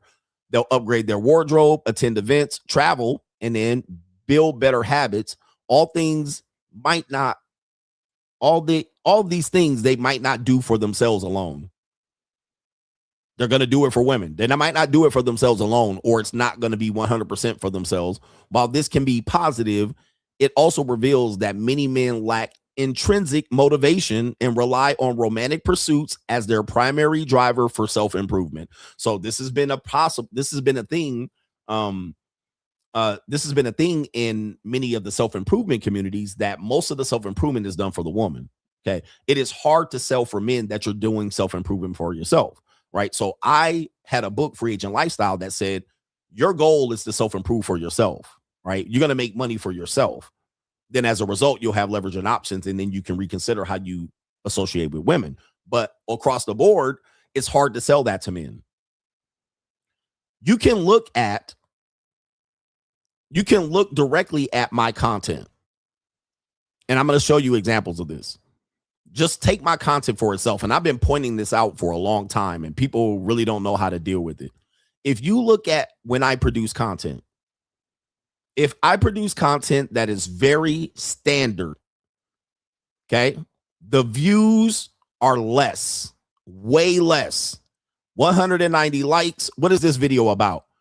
This video says, oh, it's going to freeze up. 190 likes. There's 300 likes. It's just me talking about it here. But then I say right here, men are delusional about 50-50 relationships. The conversation shifts. People start watching. Then when you go up and I'd include women in the video, look at how the engagement spikes. Just including a woman in the video. The interest in it spikes. The view spikes. The watches spike. All of that. Now take a look at this video side by side. This video has no woman in it. No, it's got less than 1,000 likes. This video has women in it, almost 1,900 likes. Just like that. Just like that. This video over here, let's go up here. This video right here went viral. 45,000 likes. Let's scroll back down. That's me talking right there. That's got 6,000 likes, 500 likes, 1,000 likes, 1,600, 400, 300, 362 likes, 300, 190, so forth and so on. Because really what men care about, What men care about is the result. Oh, women are a result of the free agent lifestyle? Okay, now I'm interested. Because I thought you were saying don't deal with women at all. Segregate yourself. Oh, we can talk to women? Okay, let me see how we're doing here. Then you also have people who aren't paying attention to me at all, who aren't interested in my content until I have women involved in the content. So even the people who are not supportive, once I put a video out, it doesn't register to them. Now I put a video out with a woman. Now they're going to come in with all their preconceived notions, their judgment, and now they have something to say about my lifestyle. But I have 8 years of content featuring no women at all. And the views over time have gone steadily down because people say it's predictable or there's no interest. What is he talking about? Self-improvement, getting more money. Okay, that doesn't mean anything. Oh, he's with a woman. He's with younger women. He's with non-black women. He's with foreign women. Now we are paying attention. Because men live their lives through women. Now, people are going to say, Coach, man, why you keep posting this shit? Well, because people keep looking at it. Why am I not going to post it? Okay. The evidence is there. The evidence is there. Y'all care now because there's women. Now I can include you in the agent lifestyle, the money mindset. Now I can include you into the fucking message. Now you're listening to me. All right, let me see this. And I'll show you even on YouTube. I was like, wow. Even on YouTube. Let's show you the results over there. I think I could show you over on YouTube. Here I am talking on the stage right here. Just talking. 5.3K views, 4.3K, 5K, 2.5K, 3.2K, 4.9K. It's just me. Okay. This one went 16. Now, let's show you what happens when I post a woman. 29K, 15K. Okay. Just like that. Boom. Jumps up. Let's show you the other channel. Let's show you the other channel over here, Notorious CGA. Let's go to the shorts. Where's it at? I think they're down here lower. The demonstration right here. Okay, I'll scroll down before I start showing women right here. That's me in Vienna, Austria. 2.2K. Me in Miami Beach, 3.3K. And all of that. Now, when I show women, 9.5K, 20K, 9.2K. There's 20K over here. There's 8K right here. There's a woman in that video. There's 12K. There's a woman in that video. There's 7.2K. There's 13K, 24K, 10K. You see how the move? There's 18K here. You see how the numbers jump up? There's a woman in the video.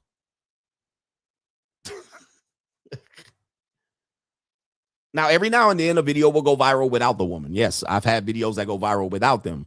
But it's like clockwork.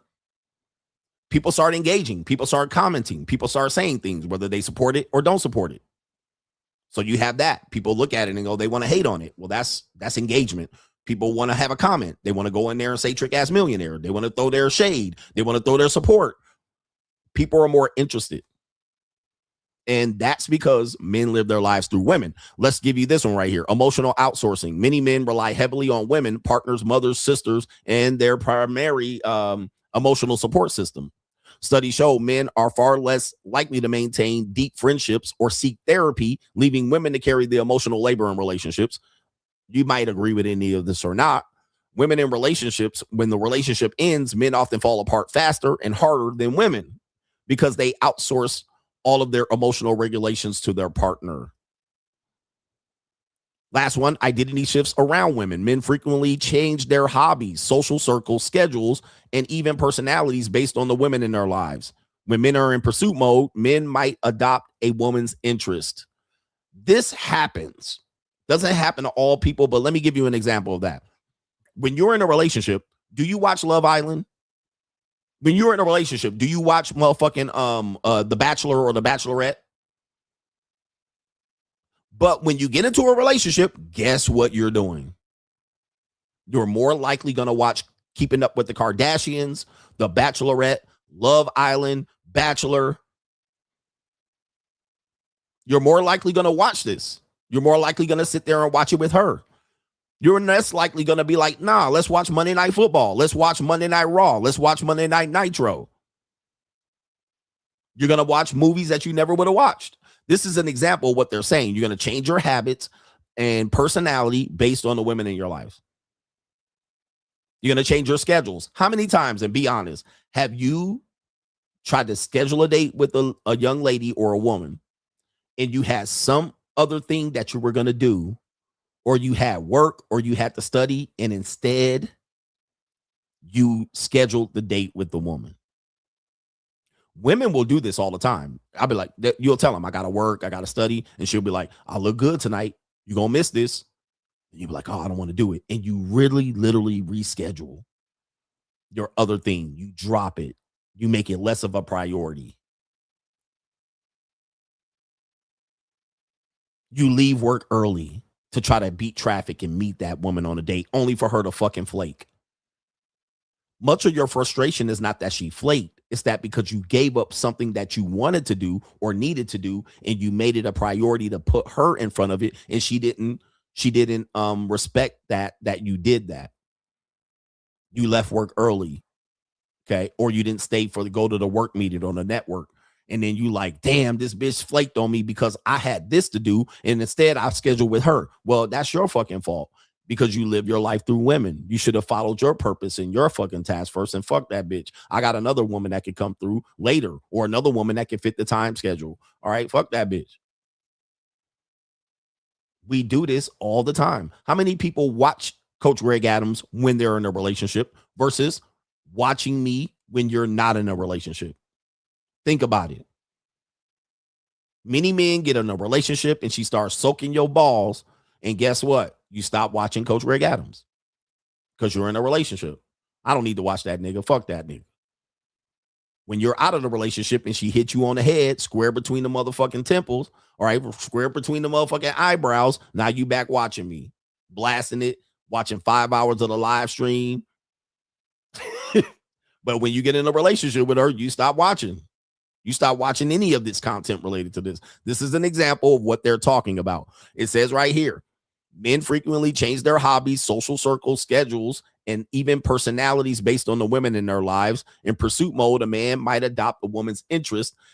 In a relationship, he might drop his friends to spend more time with her. Women generally don't do this. They'll do it for a little while until they get you secure and committed.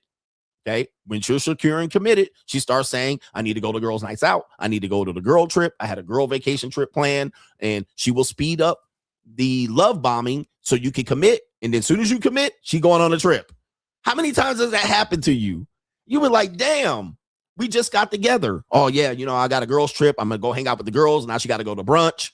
Now she got to go to girls' nights out because she got the commitment.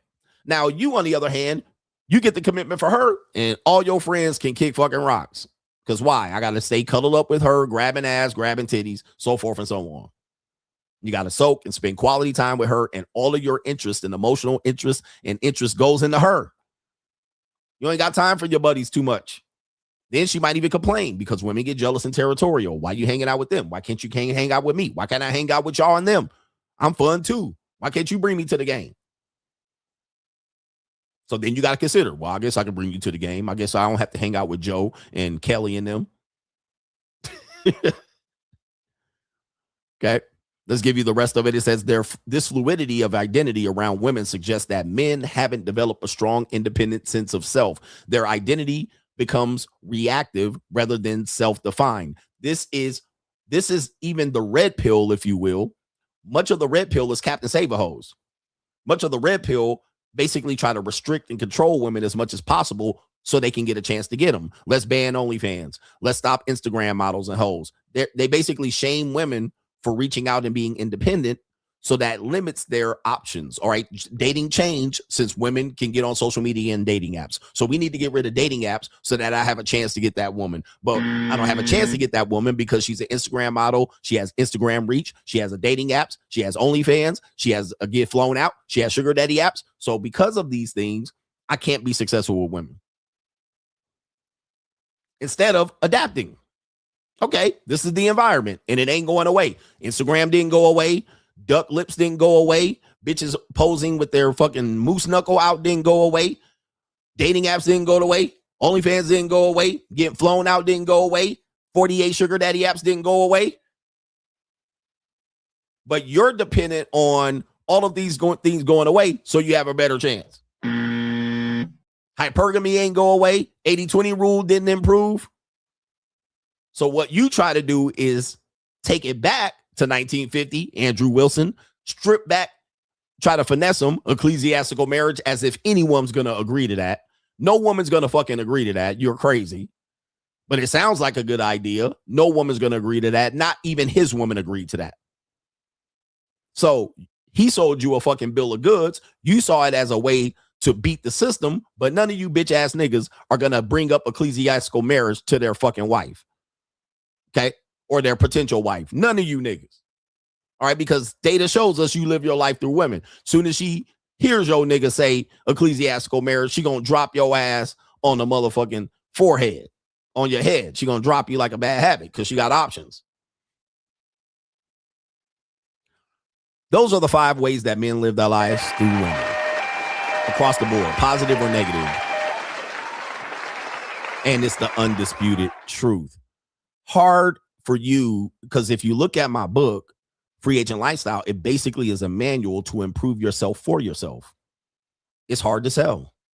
It's easier to sell, for me to sell confidence, game, cold approach, open liners, opening lines, not leading with your wallet, how to improve your Instagram or dating profile. That's easier for me to sell.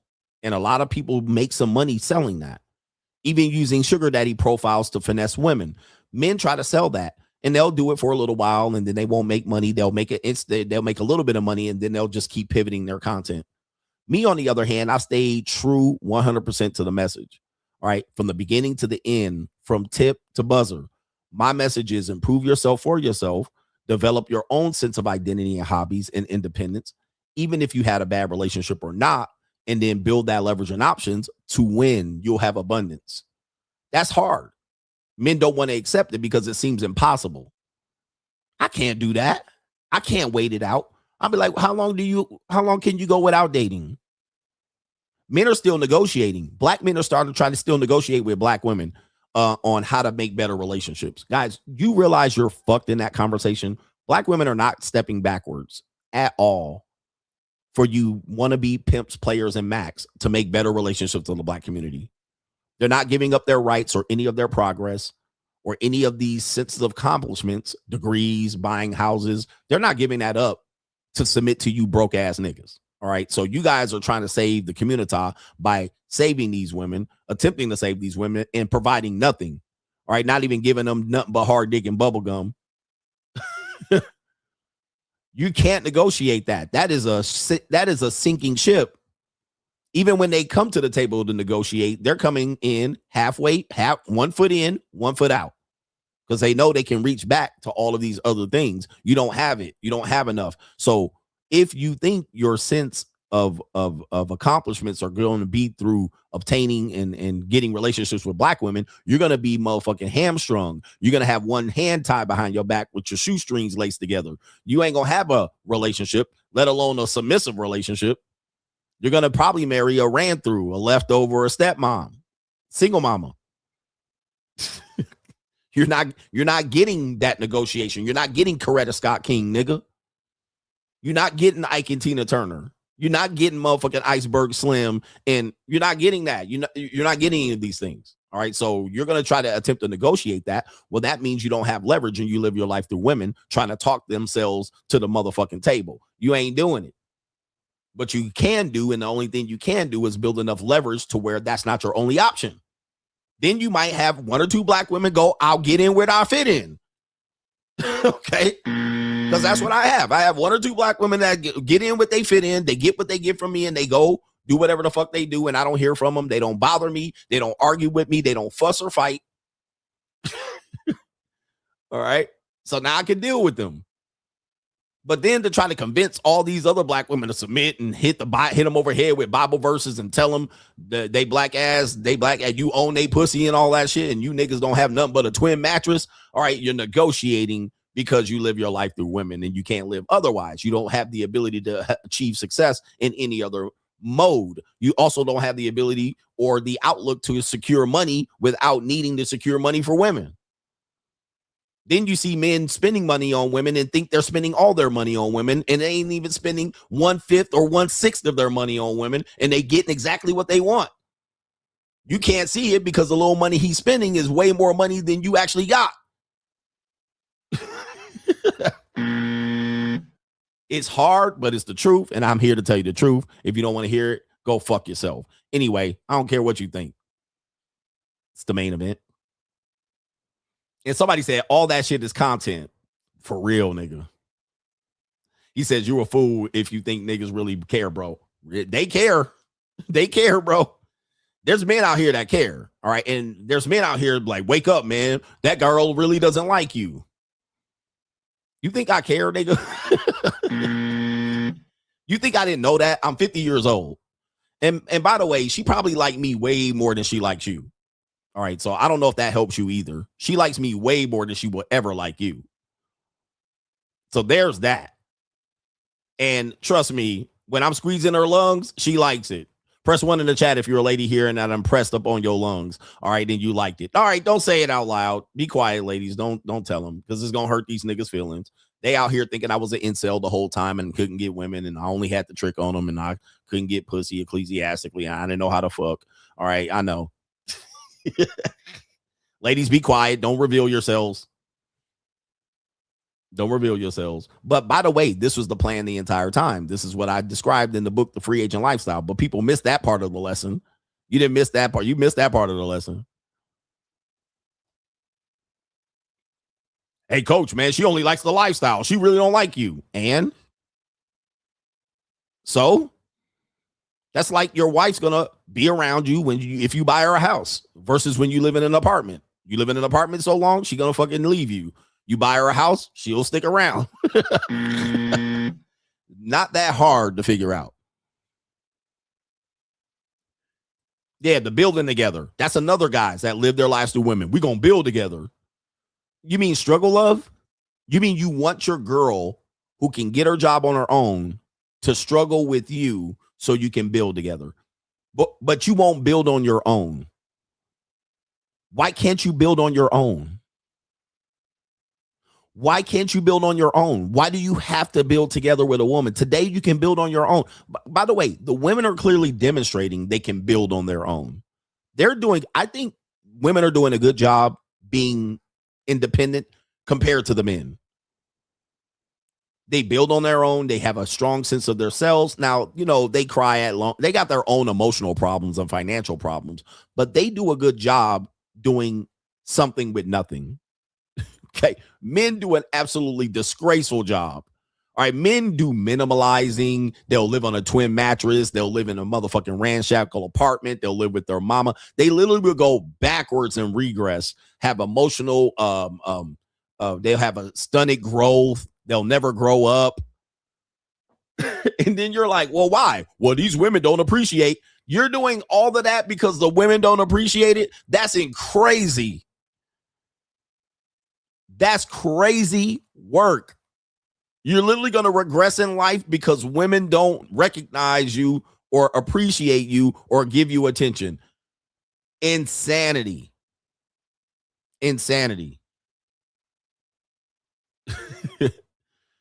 Building together. Nobody builds together anymore. Everybody basically takes what they have and brings it together and they say, put it in a pot. That at best. Shout out to our brother Steven Barber says, thanks, big dog. Shout out to you. Thank you. Shout out to you. And that's you. What about this? Because you guys know I'm a toy collector. I collect cars. I have motorcycles. Women will come over, especially when they're single, and they'll be like, oh, I like to ride on your motorcycle. If they got into a relationship with me, motorcycles are dangerous. Why do you buy those action figures and Yu-Gi-Oh cards and baseball cards and Pokemon cards? They basically convince you that you shouldn't do it anymore and that it's immature for you to do it and that you won't get no hoes and her pussy gonna dry up because you got a collection of motherfucking Yu-Gi-Oh cards. Well, go fuck yourself. All right, I collect Yu-Gi-Oh cards because as an investment. Okay, I don't play with them all the time, but these are just collectibles. But because you want to live your life through women, you stop doing collectibles. But I'll take a bitch and buy a World Wrestling Federation action figure right next to her on a date. All right. I'm in Target and she getting motherfucking makeup and shit and spray that she can hold her makeup on. And I'm showing up with a Paul Mr. Wonderful Orndorff action figure. I'll be like, put that in there. Right. She looking like, oh shit, what is that? You bought a toy? Yes, the fuck I did. And I'm going to put it in my collection room when I get home. All right. Fuck you. I don't give a fuck what you think. And you gonna fuck me anyway because, because I got payment on it. So you can judge me if you want. But some niggas will be like, man, no woman gonna respect you if you out here collecting action figures. I don't give a fuck. All right, who cares, nigga? Nobody, they gonna respect you if you out here riding motorcycles where you married. You better put away those toys. Dave Ramsey voice. Put away those toys. Sell your motorcycle. Sell your boat. Sell your truck. Why? Because I got a wife? Sell your truck. Get rid of your toys. Get rid of those comic book collections. No, I won't. I will not. All right, man, it's crazy work out here. Shout out to our brother here. Kalen, he has something to say about monogamy, albeit he's a celebrity. The only man right now who's successfully not living his life through women is Michael B. Jordan. He's succeeding after a breakup, and now women who have doubted him wanted to backtrack their statements after he won an Oscar. Continue to grind, man. Shout out to you. And I don't think Michael B. Jordan is falling for the marriage thing yet. So he is living somewhat independent, but dare I go a little bit further in that conversation because it can get a lot personal. I've covered it before, but when I know a man's at the JUCO, the man's at the JUCO. All right. But I'm not going to go any further than that. Okay, because it's none of my business and I'm not trying to out people. But yes, that's the real. Shout out to our brother here. MS81 says, what do you think about the Stingers? What do you think about the Stingers since they share wives? Do you mean swingers? Because it says Stingers, but I think you mean, what do you think about the swingers since they share wives? I think that's what you mean.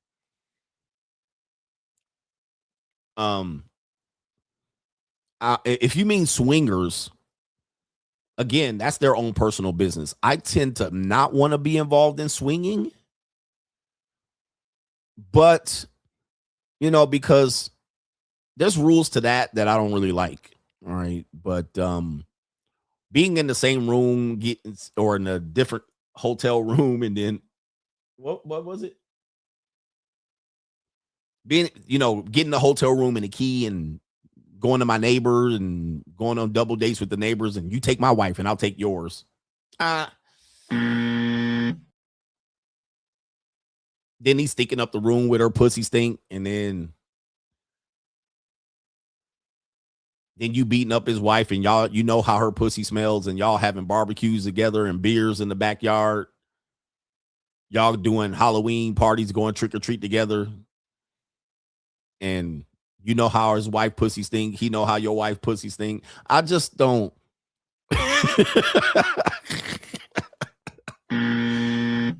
That's a little bit too close to home. I like my fucking to be over there. You know what I mean? I like my fucking to be like when I'm like, most of my women ain't in my backyard. They don't even live in my neighborhood. Most of them is not even a 20-30 minute drive to me. I like my shit to be not in my backyard, not too close to me, like not down the street. Like, I don't even like to mess with girls down the street. Like, if there's a fine ass girl down the street, I'd be like, that's all right. It's too close. I got female neighbors here and there I could just press upon, but that's too close to home. I don't need to have my shit that close to me. I'm not into swinging like that. If it's some occasional shit, you know what I mean, that we happen upon on the vacation, sure, and we don't see the people no more and talk to them no more, I suppose. But even that, I don't need no swinging, sharing wives and shit, wife swapping. Let me borrow your wife and you can take mine and shit. Nah. Right. I'll pass. The Rusted Junk has two. He says right here, I opened a bank account at age 13, a checking account at 18, thanks to my dad. At 40, bought a house almost 10 years ago, owned 4 cars. Later, raised my credit thanks to the money mindset and free agent lifestyle, bro, Piranha, and now have a metal Amex platinum card, all done without women. And it's hard, man, because you can tell men to give them a prescription and tell them to do all that shit. They won't do it until a woman comes up. And he says, if you niggas need a woman to motivate you to do the basic things in life, bank account, dressing good, and doing basic man living, you're lost and shown how powerless you really are. I have no sympathy for you, especially you women-focused black men. This is a fact. Like, I have no sympathy for you if it took a woman to make you study, nigga. Like, and by the way, I worked on college campuses, and this is true. Guys, male athletes would more study with a female tutor. And he only trying to fuck the female tutor. If he has a male tutor, he probably ain't going to focus much. If he goes to the student lab, the student athlete lab, and says, can I get a tutor? And it ain't a girl, he ain't going to want it. He'd be like, nah, I need a girl.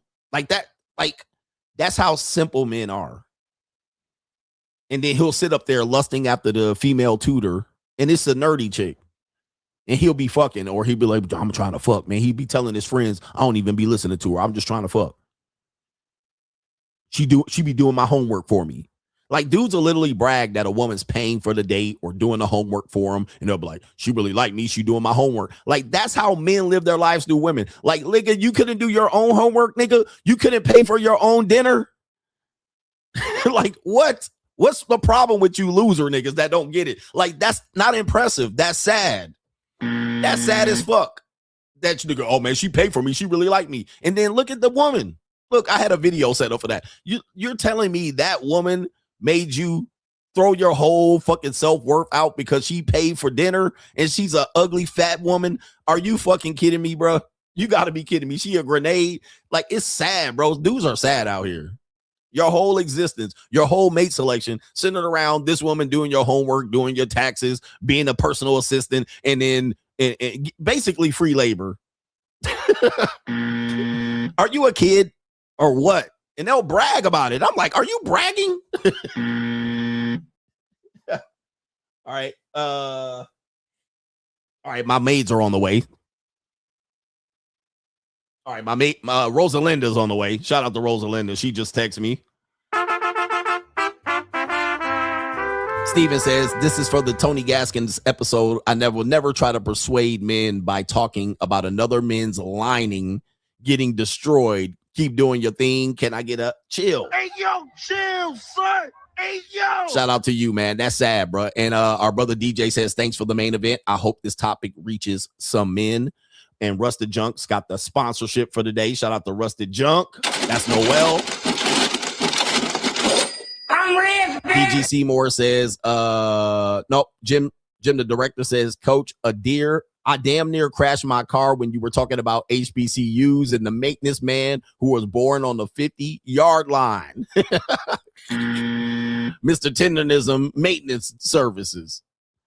All right, you know what I'm talking about. Tony Ocasio says, did you hear about Travis Scott's Mosh Pit concert back in November of 2021? In my opinion, he ran game by positioning themselves in a dominant position by singing to the audience, by stealing their souls without paying them fame and fortune. Demon game. I don't know anything about that. I've heard people talk about that, but I don't study any of that. I really don't know.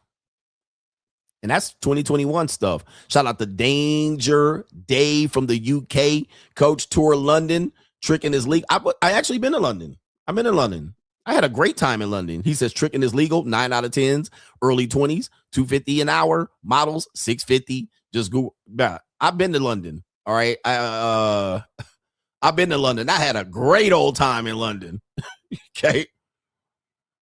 And London, listen, American, I know people talk about American women in the passport sense, and I'm not here to degrade American women. What I'm going to tell you, gentlemen, is when you go to other countries, not just the poor countries, just the women are different.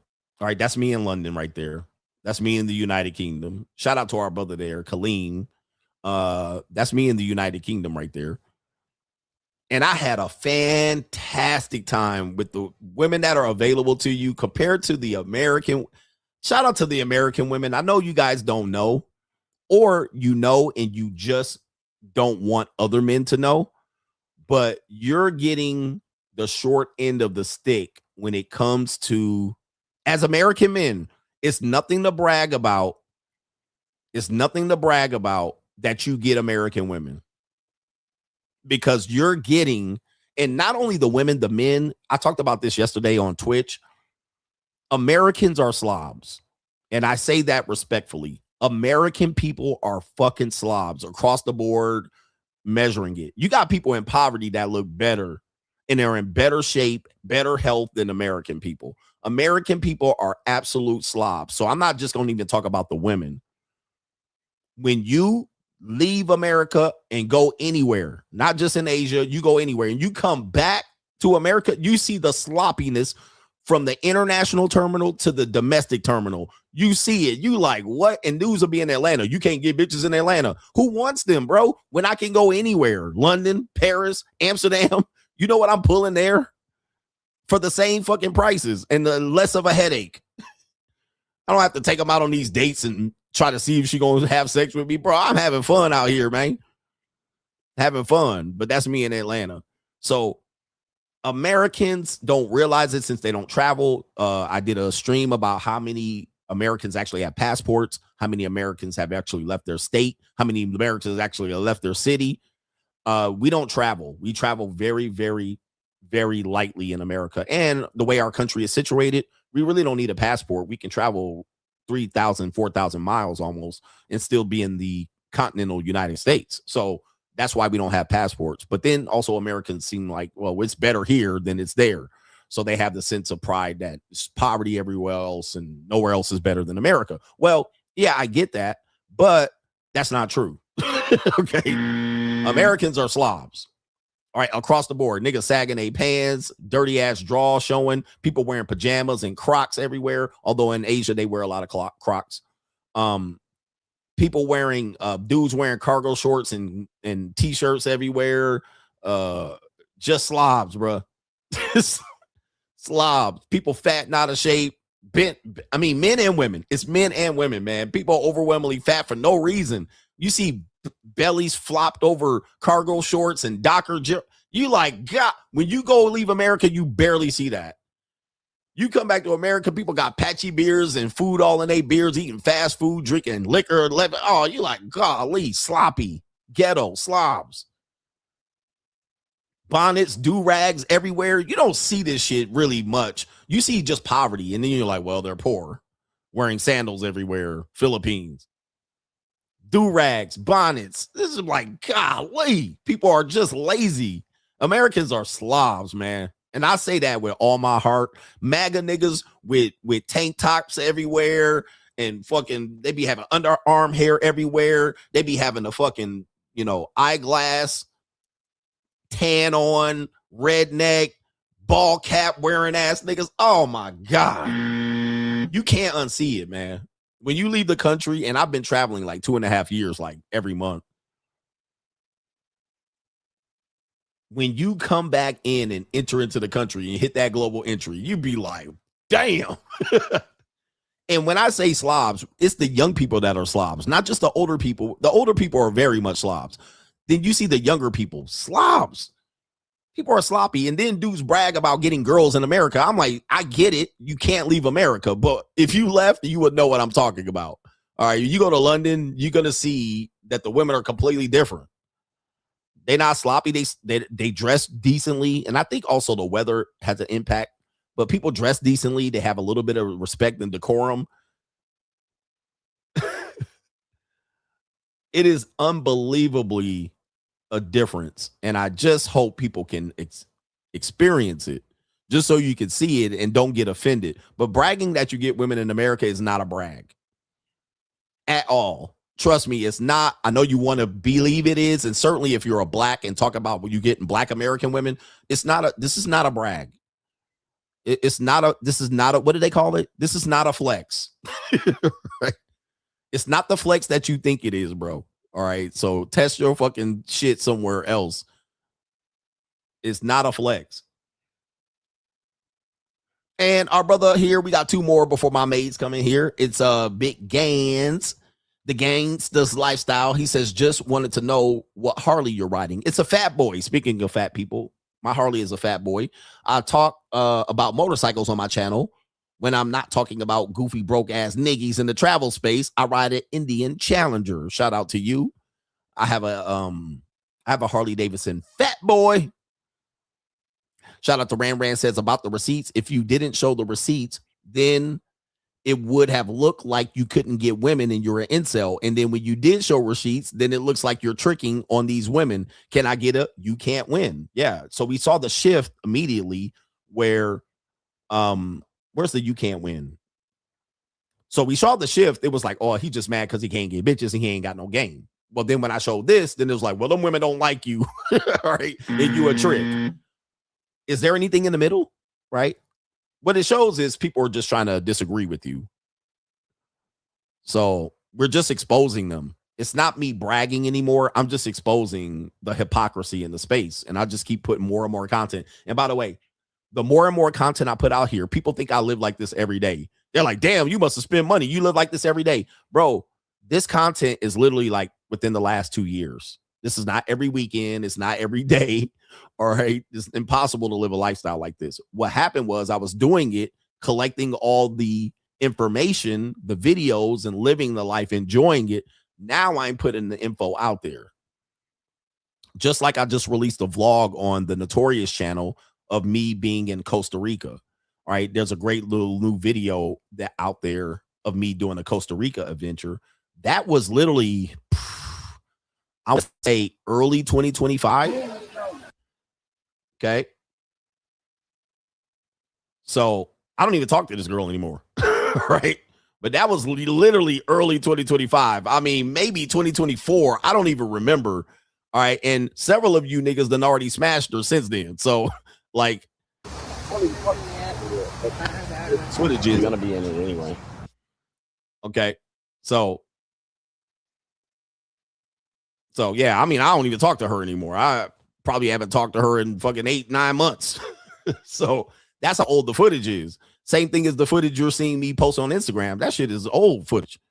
All right, it's in the last 2 years, but I'm showing it back to back. So it looks like, oh man, he out here done changed up and switched up. Somebody said, how old is she? Just right. With that being said, it's perfect time to end on that. Shout out to the coach gang. We out of here. Peace.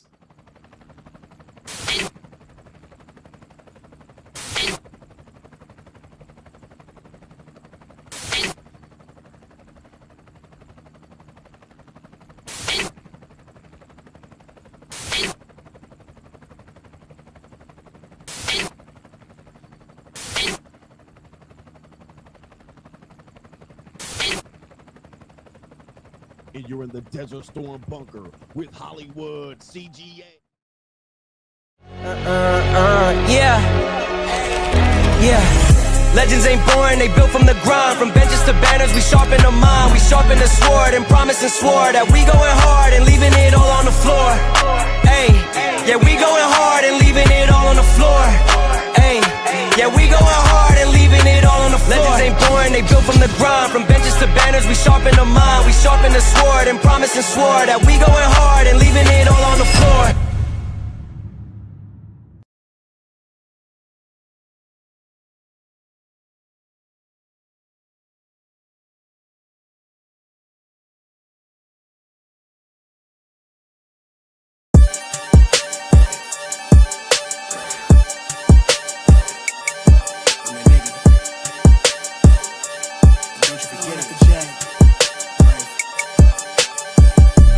Vibe blowing up the jack, got the loud jumping at the pad.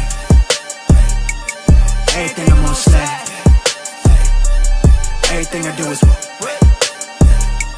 the bands jumping at the bag. Vibe blowing at my jack, got the loud jumping at the pad. Everything I'm on slack. Everything I do is got the bands jumping at the bag. Another milestone, look at that. Paper boy, I'm a paper route till I'm 6 down on my back. I'm an old soul like my dad. My old girl's still a fan. And yo girl at the live show, so don't act like I ain't the man. I'm kicking my feet up, get frank like Aretha. I'm calm, but I'm teed up, just flip me a stack. The re-up just doubled up off of the muscle, I stuck to the task. They see me, I'm trouble, I'm bubbling up till it's stuck, and they want me to stay where I'm at. I'm good everywhere that I'm stepping, my presence is crucial. You know that this shit not on trend. On a big wave, I'm controlling the tide. Snake eyes when you rolling the dice. So with the stakes inside, I can never take another nigga advice. They can't reach the sky, I'm aiming up high. Just wanna know what it's like. Y'all know what it's like, I come from outside of this. Off the quicksand, I'm the big man, doing big things. Couple big change, up a state lines, doing stage dives on cam. Get my good side. It ain't no limit to my vision. Check the temp, I'm on fire with it. Got the bands jumping out the bag, Prosecco on ice. I'm nobody nice. Gonna run up a check, demand my respect. I'm doing the most, I never quit. They want me to quit. I'm good as it come, I'm good as it gets. Vibe blowing at the jack, got the loud jumping out the bag. Everything I'm on slap. Everything I do is